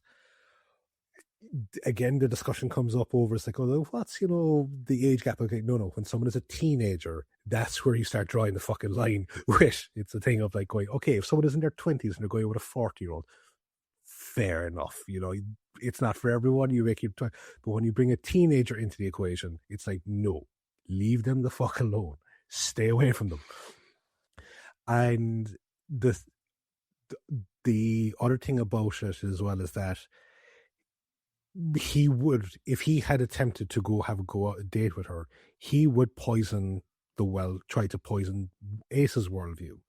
And Ace being a 16-year-old doe-eyed girl, like, if it wasn't for the fact that she saw that fucking sign, who knows what type of like shit he might have said. No, I think that Ace is enough cop on to kind of go, I don't agree with what you're saying here. Absolutely not whatsoever. But I'm glad that she saw that sign, because she was able to run away from the type of person that he would reveal himself to be. Yeah, so like, no, like, do I have sympathy for Mike? No, because he betrayed his country. He allowed, as you said, like, fellow soldiers, like, these are guys that were doing the same job as him, and he signed up for a reason, and he betrayed them. He left them to die.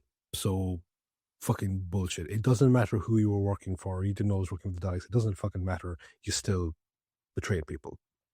So no. As I said, the small bit of sympathy I can give to him is for the early manipulation in his life by Ratcliffe.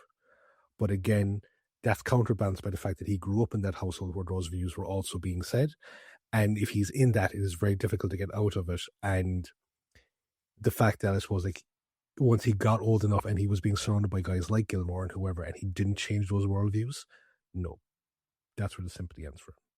And for anyone who, I don't think anyone in our audience would say this, but for anyone who does try to say, oh, but Ace liked him too, no, doesn't forgive it. No. Does not forgive it. No. The older person in that dynamic is the one responsible for shutting it down. Yeah. A teenager having a crush is normal. A 24, 25-year-old reciprocating said crush is no. The blame for that dynamic falls on the elder of that situation. And if you tried to use the Romeo and Juliet statuette, no, fuck it. That's not a love story in the first place, so fuck it. No.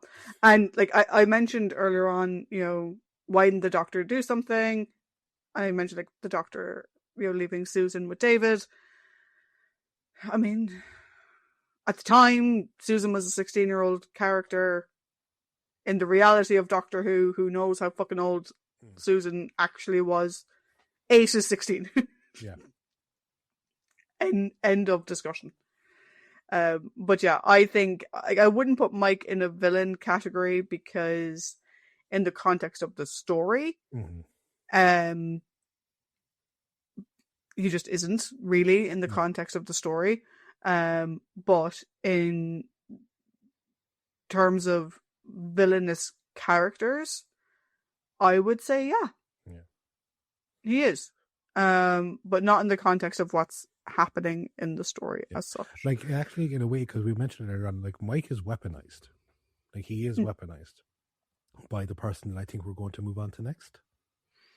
Yeah, so then we have Ratcliffe, who I don't know if it's covered in the book. I think it was mentioned in the Make-Up documentary. Ratcliffe is one of these guys who went to jail and had these radical thoughts and is now trying to position himself almost... Actually, it's funny enough that we're talking about the story now when Daredevil Born Again Season 2 is on, because Ratcliffe is trying to be Kingpin, basically. His own little version of it. He's got his band of goons. He's going to get himself elected as mayor of London or something. He's clearly angling for that position, right? What makes him so effective early on and so worrisome early on is how easily he aligns himself with the Daleks. He sees the Daleks as a tool for him to gain more power. Irony of ironies, of course, because they're the ones using him. He doesn't see them as monsters, he sees them as tools to enable him to achieve his goals. However, I would also cite that he is a fucking moron as well, right? Why have Mike introduce him to Gilmore as someone who can help? Gilmore and Ratcliffe never meet again, by the way. Yeah. They just have that one scene. And then you go and kill Gilmore's men to take the fucking... It's like, hello, sir. I'm being introduced into your whole story to see what's happening here. You're never going to see me again, but your guys are going to die, and two fucking guesses where their fucking quarry went. But the thing about Ratcliffe that is funny is the way the episode is shot. He is surprised when the Dalek controller takes off the bike helmet and it's a little girl. I'm like, do you not have eyes, you dumb fuck? I'm aware she was wearing a helmet, but she's also a little fucking girl with long blonde hair. Yeah. Who the fuck did you think was sitting in that chair? And it's the fact that, like, he is a horrible person. Mm. Britain for the British, England for the English type fucking... Yeah. Sadly, still topical today. Mm. But he's also just a fucking moron. Mm. Because he gets involved with these fucking aliens and their own battle and whatever. I'm like, you're a fucking idiot. I don't think the story works without him, because you need to have a more mobile set of goons than Daleks. Yeah. And more conspicuous set of goons than Daleks to go dig up the hand of Omega, take care of things and whatever. And you need to have the puppeteer of Mike in the story. But Ratcliffe himself doesn't really drive a whole lot. No. Again, he gets introduced to Gilmore in one scene. They never interact again. And other than his goons doing things, like, we never see Ratcliffe facing off with the Doctor. We never see his moral character brought into question.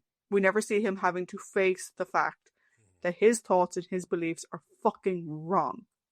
And that all he is a racist. We never see him, like, yeah, the little girl, like, electroshock and kills him. But I wanted to see Ace or the Doctor or Rachel or Gilmore or one of them calling him out on his fucking bullshit.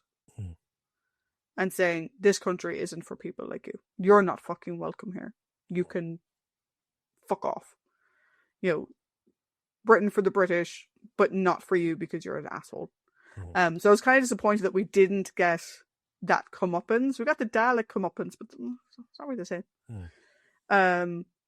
So yeah, I think he's a horrible person.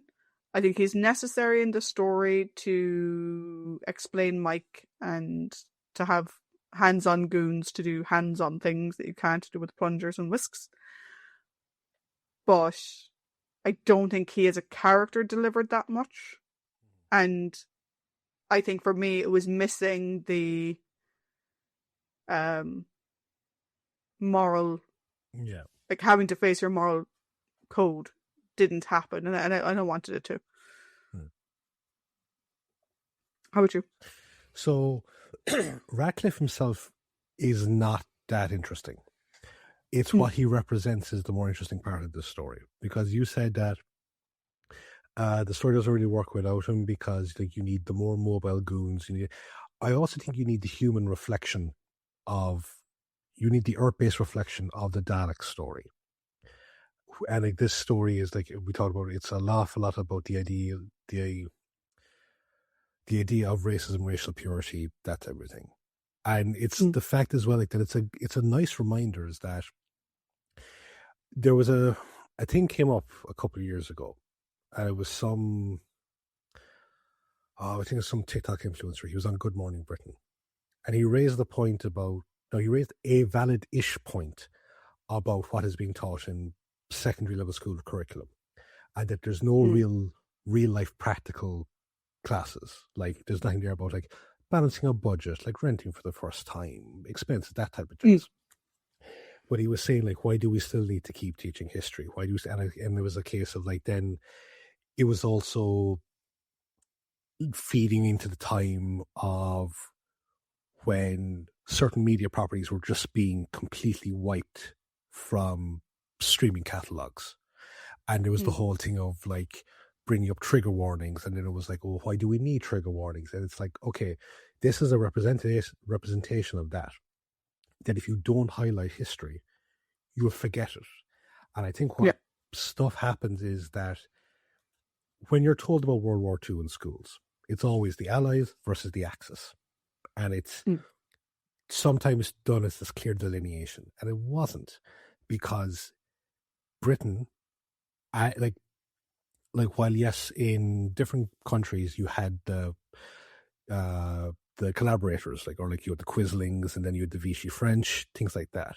But in Britain, you also had Nazi sympathetic groups, and the same in the US.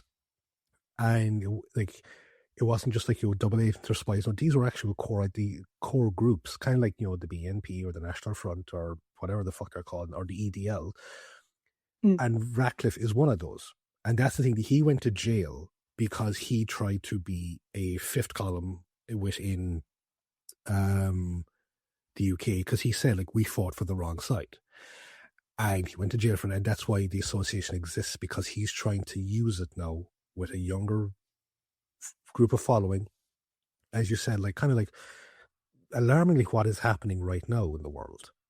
Like, you have a lot of people saying that, fucking Hitler, he had some good ideas, and it's like going, that should never be fucking uttered. Like that type of stuff should never be fucking said in any context. It's like the only thing you could say is that he helped build a great road infrastructure in Germany. That's it. That's where the whole fucking thing ends. But it's like,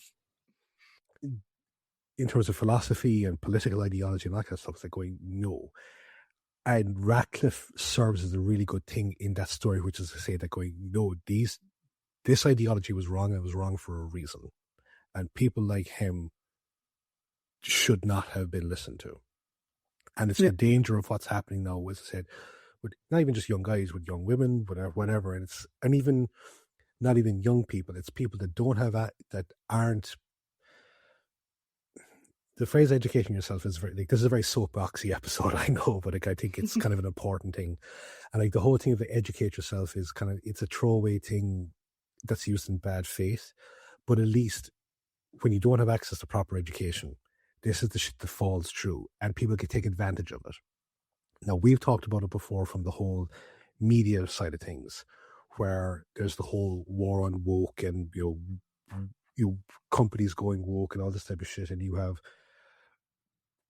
right-leaning media grifters that are saying, don't watch this, I'll watch it for you, and I'll tell you that it's bad. And then, of course, people with finite finances or finite amount of time aren't going to watch it, and they're just going to believe that this guy that is singing to their fucking hymn sheet or whatever. And it's really fucking frustrating, because if people took the time to watch somebody for themselves, they might actually kind of go, actually, no, I don't agree with you.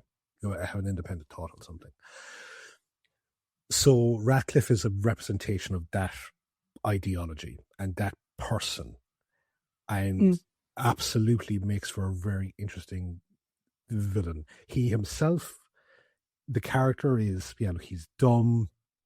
It's not leading into going, he falls into the master trap of like aligning with the superior intellectual race, and then thinking that he's got the one up on them.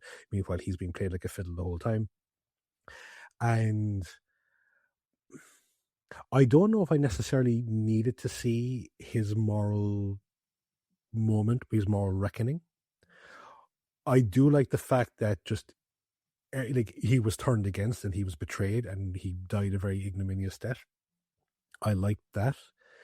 But I think the core enjoyment of Ratcliffe comes from the discussion we're having surrounding what he represents. Yeah. I do think for a man like Ratcliffe, the irony that he was taken out by a little girl. Yeah. No, it's a little girl being possessed by a Dalek, but that's not the point. Yeah. He was taken out by a little girl. Yeah. It is quite funny. But let's move on to the Daleks, and we can also touch on the Dalek Emperor. Yes. That we see this. Now, interesting thing. Do you think Davros was impersonating the Emperor Dalek, or do you think he's meant to be the Emperor Dalek? No. So this is why I fucking love this story, because everything shifted. The Imperial Daleks are now the Renegades, because Davros has stated that he is the Empire and his faction are the Imperial ones. So the Renegades are Imperials and the Imperials are the Renegades. And that's why I fucking love it so much. Yeah, because at first I was like, why is he pretending to be the Emperor Dalek? Or is he the Emperor Dalek? Because whatever way I read it first, I was like, as if the Daleks didn't know who he was. No, so because then they talk shit about him when he's leaving. Like, the Emperor Dalek is leaving the bridge. The Emperor Dalek is getting the escape pod. Fuck you, Emperor Dalek. Right. So the way that you kind of go is like going, he is the Emperor of the Daleks. He is not the Dalek Emperor. Oh, okay. So we have the interesting thing, and I like the way Ace explains it. Yeah. You have the blobs, and the blobs who've been advanced a little bit further. And irony, in some ways, is that Davros is in charge of the blobs who have advanced a bit further. And I say irony because obviously he created the Daleks originally. And we've had stories about Daleks sort of suddenly realizing that he is not like them. And therefore he is lesser than them. And so obviously this is his answer to that, is progressing the Daleks a little bit further, whatever. To put it in weird terms, we have the white Imperial Daleks, and then we have the black and grey blobby Daleks. Yeah. Both of them want the same thing, which is the hand of Omega. Both of them want it for the same reason. The fact that they would both come upon it at the same time is strange, but time corridors, what you under. I like what we got to learn about the Daleks in this story. I think I've gotten a bit bored of Dalek stories recently, and the or word of whatever, it was getting a bit much for me. But I like that in this, we get to see, like I said, the inside, or like what it looks like when a Dalek is in the casing. Because we've seen in previous stories, we've seen the little squid amoeba things outside of the case, such as in Genesis of the Daleks. We've seen one be taken out of the case, such as in the Daleks, all the way back in season 1. I really like the effect where they're on the transmat and you can actually see the inside of it. It's really, really cool. Why they got into bed with Ratcliffe? You need goons with hands and legs. The weirdness of them controlling the girl and in the school, and them also, but like, so they're controlling the girl, but Davros is controlling the headmaster. There's a fucking like 7-dimensional chess happening here. What the fuck? But the thing that I find funny about the girl being at the school is the Hand of Omega isn't at the school. Davros used the school as a staging point. The Hand of Omega isn't at the school. So why did they pick a girl who goes to the school and have her be the... I don't know. I think in terms of Dalek stories, look, I'm not a big Dalek person anyway. I've never found them to be the most interesting villains in the world. I'm not a big fan of Cybermen either from that point of view. I think once you've had one or two stories of them, they're enough. This has been the most interesting Dalek story we've seen in a while. We get to see new types of Daleks. We get to see a new part of their culture and how, again, we have the purity aspect coming through. And the irony in the context of the wider human story that it's the black Daleks are the pure ones and the white Daleks are the non-pure ones, shall we say. Very interesting battalion there. I think with Davros in particular, I think the interesting thing about it is the fact that the blobby Daleks see Davros, again, this is sort of like echoing what we saw way back in one of the other Ors, that they see him as the enemy. They see him as he is not one of us or part of us anymore. Yeah, so the R trilogy of Dalek stories is great because what you have is the Daleks coming to take Davros and use him as a pet to basically make them resurgent again. And him realizing that what he is doing, like, he doesn't want to be a pet, he wants to be master again. So that's where he starts the plan of creating his new brand. Then that follows into Revelation, where at the end he's taken into captivity, or I think he's taken into custody by the Imperial Daleks, who have come to his factory. And now it's the war has gotten to the stage of where he has amassed his actual own force, and he is emperor of his faction. Yeah. So I think that's interesting, particularly if you watch these three stories in their own little arc, because it sort of is the resurrection and rise of Davros to a position of power and then kind of back down again. I mean, I do love the fact that the Daleks on the bridge of that ship were literally given the vibe of this fucker is running away. Yeah. Where they're like, the Emperor is leaving the bridge. Emperor Dalek is getting an escape pod. And I'm really curious because so obviously you have Terry Malloy playing Davros. The voice of the girl control Dalek. Yes. He's meant to sound like Davros. Yeah. It's not Terry Malloy. No. It's John Leeson, who plays K9. The other two Dalek voice actors are Roy Skelton, who I think we've heard his name before. Yeah. And Brian Miller, husband of Elizabeth Sladen. And I sort of have this image of it being Brian, being like, where the fuck is he going? I don't know why, I just find that funny.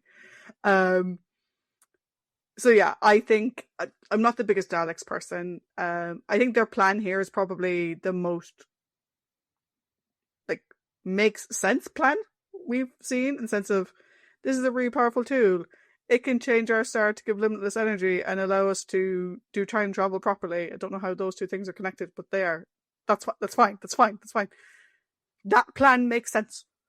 It's probably the most make sense plan any group of Daleks has ever had. Yeah. And they still fuck it up. No. Because they're Daleks. And they lack imagination. Yes.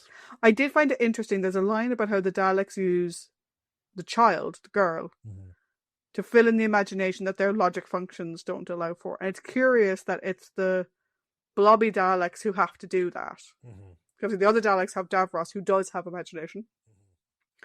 But the blobby Daleks have to have a girl, because it is very reminiscent of the school reunion episode in David Tennant's era, where again we have this idea of children being used for their imagination. It's also very similar to like stories like Ender's Game and stuff like that, where you have children playing war games because they can imagine different outcomes to what grown-ups can.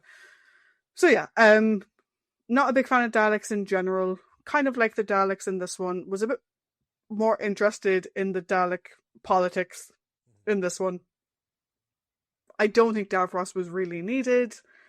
The scene was fine. The black dripping was unnecessary from his mouth. And yeah, they're Daleks. They do Dalek things.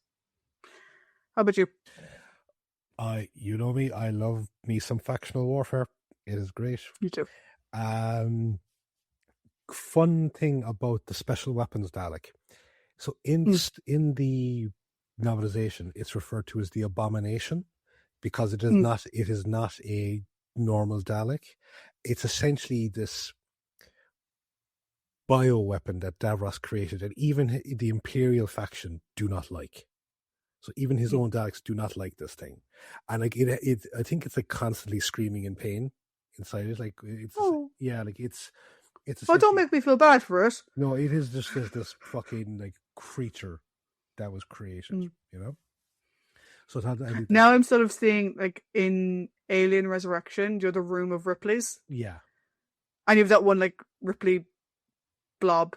Yeah, basically being like, "Kill me." I'm sort of imagining it a bit like that. Sort of like, yeah. Because like, as you say, yeah, like I like the way as well, like that Davros has gotten progressively less humanoid, and he's become more like he hasn't even become more Dalek. He's become more machine, because now he's just a head in a fucking egg cup, because that's what it is. It's just a big egg cup. I was saying, and Sophie Otter says, it looks like a women's roll-on deodorant. Yes, it does. Filled with wires for some reason, but anyway. So yeah, Davros, it's not great. It gives Silva speech, but Davros himself, no. I think this particular version of Davros, Terry's best performance was Revelation with Colin. I agree. I think I haven't been the biggest fan of Terry's Davros in general. I think Revelation probably was the best. I don't like. Sorry, Paul. Sorry, Paul. I don't like Davros being completely overtaken by a casing. No. What made Davros interesting was that he had his sort of half buggy type thing. Mm-hmm. Him being a full casing, it ruins the vibe for me. It does. It really does. But like, what I love is like it's interesting because Davros' experiment on the Daleks was basically to get them to their purest, most evolved form, and the whole thing about the Khalids is racial purity.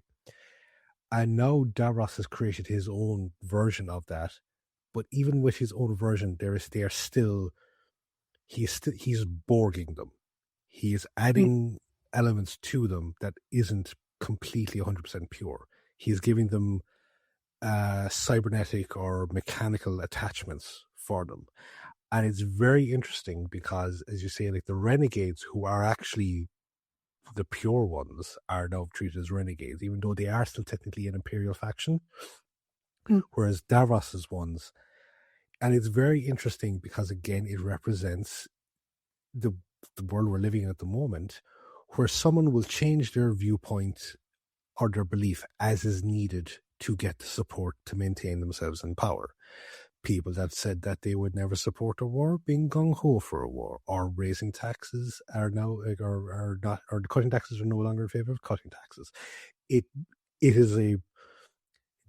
think it has been a while since we have actually done a story that is very reminiscent of the time we're living in during the time that we're living in.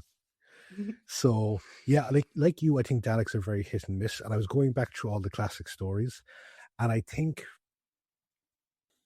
their success average, I think they're about, for me, they're hitting about a 75-25. I think the worst ones are probably Resurrection, Destiny, Day of the Daleks, and Daleks Master Plan, because I think it went on a small bit too long. But definitely the first one, Dalek Invasion of Earth. I like The Chase. Then Power of the Daleks, Evil of the Daleks, Planet of the Daleks, Genesis, Revelation, and this. So yeah, I think more often than not for me, I think they're good. When it comes to the new era, I'm not sure if that batting average keeps going, but yeah. I again, like you, it's the political, it's the factional, it's the philosophical aspect of Daleks in this that makes it really work.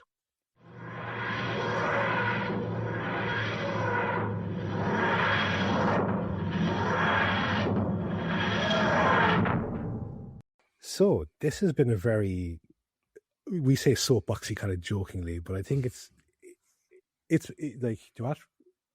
I've had fun. I've had a lot of fun doing this. So have I. I've been really looking forward to talking about this, to the point where as soon as we finished recording Dragonfire, which was 4 weeks ago, because we did Mel in the middle. Oh no, it was 3 weeks ago because we missed a week. Yes. Remember. So. I watched it the day after. Yeah. And then I watched the Behind the Sofa. And now I'm like, I really want to watch the next story, which I will do tomorrow. Yes. I think I really wanted to get to the season with you and to discussing it with you in this detail. Obviously, we talked about it a little bit when I first started watching Sylvester, but getting to do it in this way is great. So I think you were trying to lead into the overall. Yes, we're in the overall section now. So, hi everyone. This is the part of the show where myself and Trish will each give the story a rating out of 5. We haven't given anything away, so you go first. Okay, so I go first. Okay, what did I like about this story? Almost everything. Mm-hmm. I hated Mike, but he served a purpose in the story. So the fact that I hated him was kind of a good thing. Mm-hmm. There's a very fine line with characters like that where they can either ruin a story or your hatred of them enhances the story. I think Mike is a hatred of him enhances the story type of guy. He's not a Kellerman. Fucking Kellerman. Yeah. So I liked pretty much everything. I liked all of our characters. Again, the exception of Ratcliffe, I could take or leave him, to be honest. I liked Rachel. We didn't talk about Alison, but I liked her as well. I liked the dynamic between Rachel and Alison. Thought that was really good. At the core, we have the Doctor and Ace beginning this new journey that we haven't seen a Doctor and companion go through before. Again, there's a little bit of, like you said, a mirror darkly with the first Doctor and Vicky. There's a little bit of the Doctor and Leela. A little bit. But we're very much getting into the Doctor training Ace, but also testing her. Which is very interesting. And also using her. You know, making her his weapon of mass destruction. Which is very interesting. I liked, again, for me, the Dalek story was actually quite interesting. I'm not the biggest fan of them on the whole. But this one kept me entertained. It kept me gripped. I liked the new things that we learned about them. All that stuff was great. There's a handful of things I didn't like. I didn't like that we don't get an explanation of why the hand was left there and when the Doctor came up with this plan. Because having watched from the very first episode all the way up, I'm like, they've been chasing you since when? Like, because Bill didn't have this plan. No.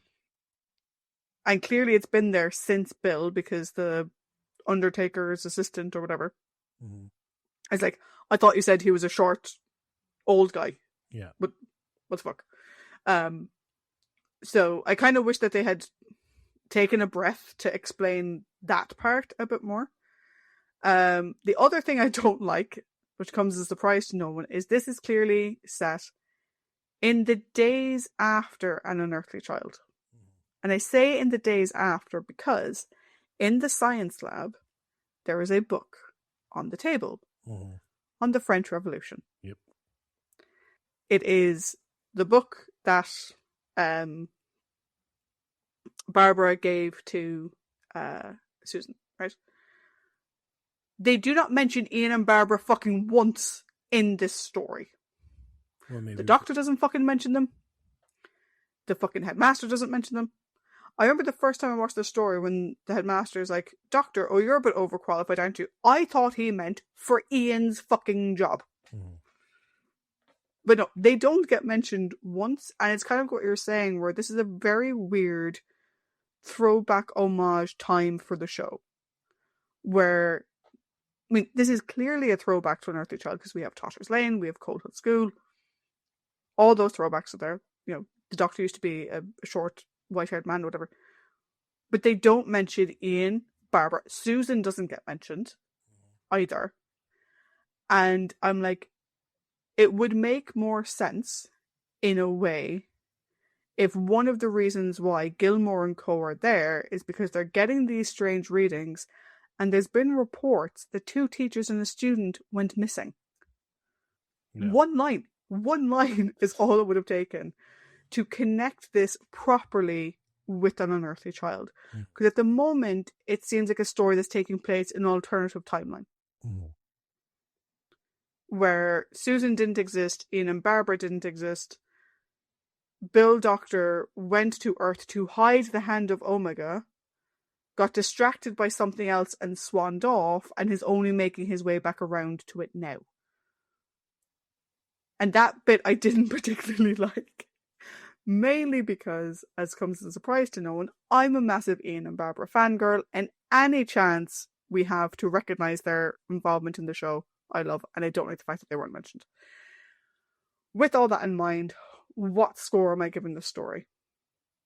Honestly, it's a fucking dinger. With the exception of my obsession with Ian and Barbara, it's a dinger. Like I said, if you're someone who likes New Who and you haven't wanted to watch the classic stories because you think they're too slow, you don't think they really connect to the new series, you prefer the pacing, you prefer the mystique of the Doctor Who series, if you like that, you have got to go back and start watching here. I would love if you went back to the very beginning. I would love if you went back to Time Warrior. But at least go back and start watching here. I'm not going to give it a 5 because of the bits I didn't particularly like story-wise. I'm going to give it a 4.5 though. Because it's a fucking dinger of a story. Over to you. Cool. So, as I said, having read the novelization, I really enjoyed the novelization. I wasn't going to let that colour my appreciation of the story. So, things that I liked. The themes. All the themes in this story, be it the whole thing of the racial ideology war, the from the Daleks and from the fucked up Mike and Ratcliffe storyline with the association, those themes, the story of the Doctor and Ace throughout this whole thing, I really enjoyed that. The Doctor's conversation with the future Geoffrey from the Fresh Prince of Bel-Air, who played John, the cafe worker. That whole thing of like, what happens if I could control the fate of what people wanted to do, or what if I took away this particular aspect of our life? What would happen to the people that they relied on it? Well, it could be a positive thing because it affects other people negatively. And it's the whole ripple effect. And, you see the ripples going out, but then when the ripples come back, you have no way of knowing what way they're going to interact. I thought it was fucking brilliant. All the characters in this story served a purpose. I would say that they all served a purpose. And whether the character themselves was good, and if they weren't good, I think the purpose that they were serving supplemented that. Like you, I'm a big Ian and Barbara person. Absolutely love it. And I think it would have been nice to throw in the references to them. But I don't think there was much of a deal breaker for me, because the thing with the Hand of Omega is that clearly it's like the Doctor didn't leave when he had intended to leave, because it's the whole thing of the fight between himself and Ian for the console. So clearly he had plans to do something, because I think the implication is that he stole this from Gallifrey when he, and it's the whole kind of rewriting the reason as to why they left. But I think it was going to go into that novel Long Barrow, which I really need to read, which goes a bit more into Doctor's history and also who Susan is. But yeah, he stole it from Gallifrey, and he was clearly intending to leave it in this thing. As for why the Daleks are following him, I'd say since since Genesis, at the very, like, they're probably backtracking all of his encounters with them. And it's like, okay, this is where it all fucking started. This is where this prick grew a conscience and eventually met us. I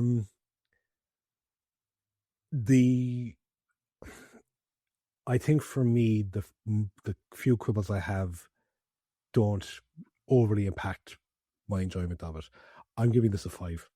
I really, really enjoyed this story. And normally there are times where like conversations will highlight a certain thing in the story that we never thought of it that way before, and it will affect the rating. I started this off with a 5. Our conversation has like kind of cemented that, but I think regardless, like even if I still enjoyed our conversation over it as well, you know. So like I think I was able to separate the two things together.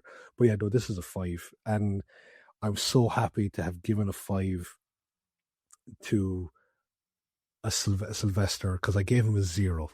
I'm so glad that there was a story to counterbalance that 0, and I think this is my first 5 in a very long time.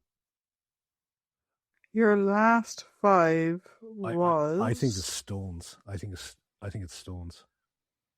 It is Stones. Yeah. And my last... No, I obviously didn't give this a 5. But I mean, I'm not going to lie, it wasn't far off it for me. It was just like I wanted Ratcliffe's comeuppance and the lack of cohesion as to how it went from Bill Hartnell to this. Your last 5 is Pirate Planet, isn't it? Yeah, I've gone too far now. Where are Stones? For fuck's sake. Stones. Yeah, Pirate Planet was my last one. Yeah. An interesting thing that I didn't get around to discussing, but it just flagged it to me there when you mentioned Jeffrey.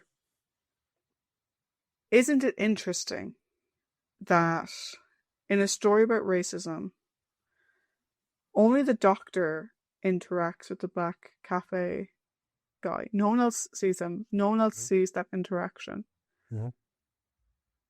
Because he only works at night. Yep. And you're like, is the reason this guy doesn't work during the day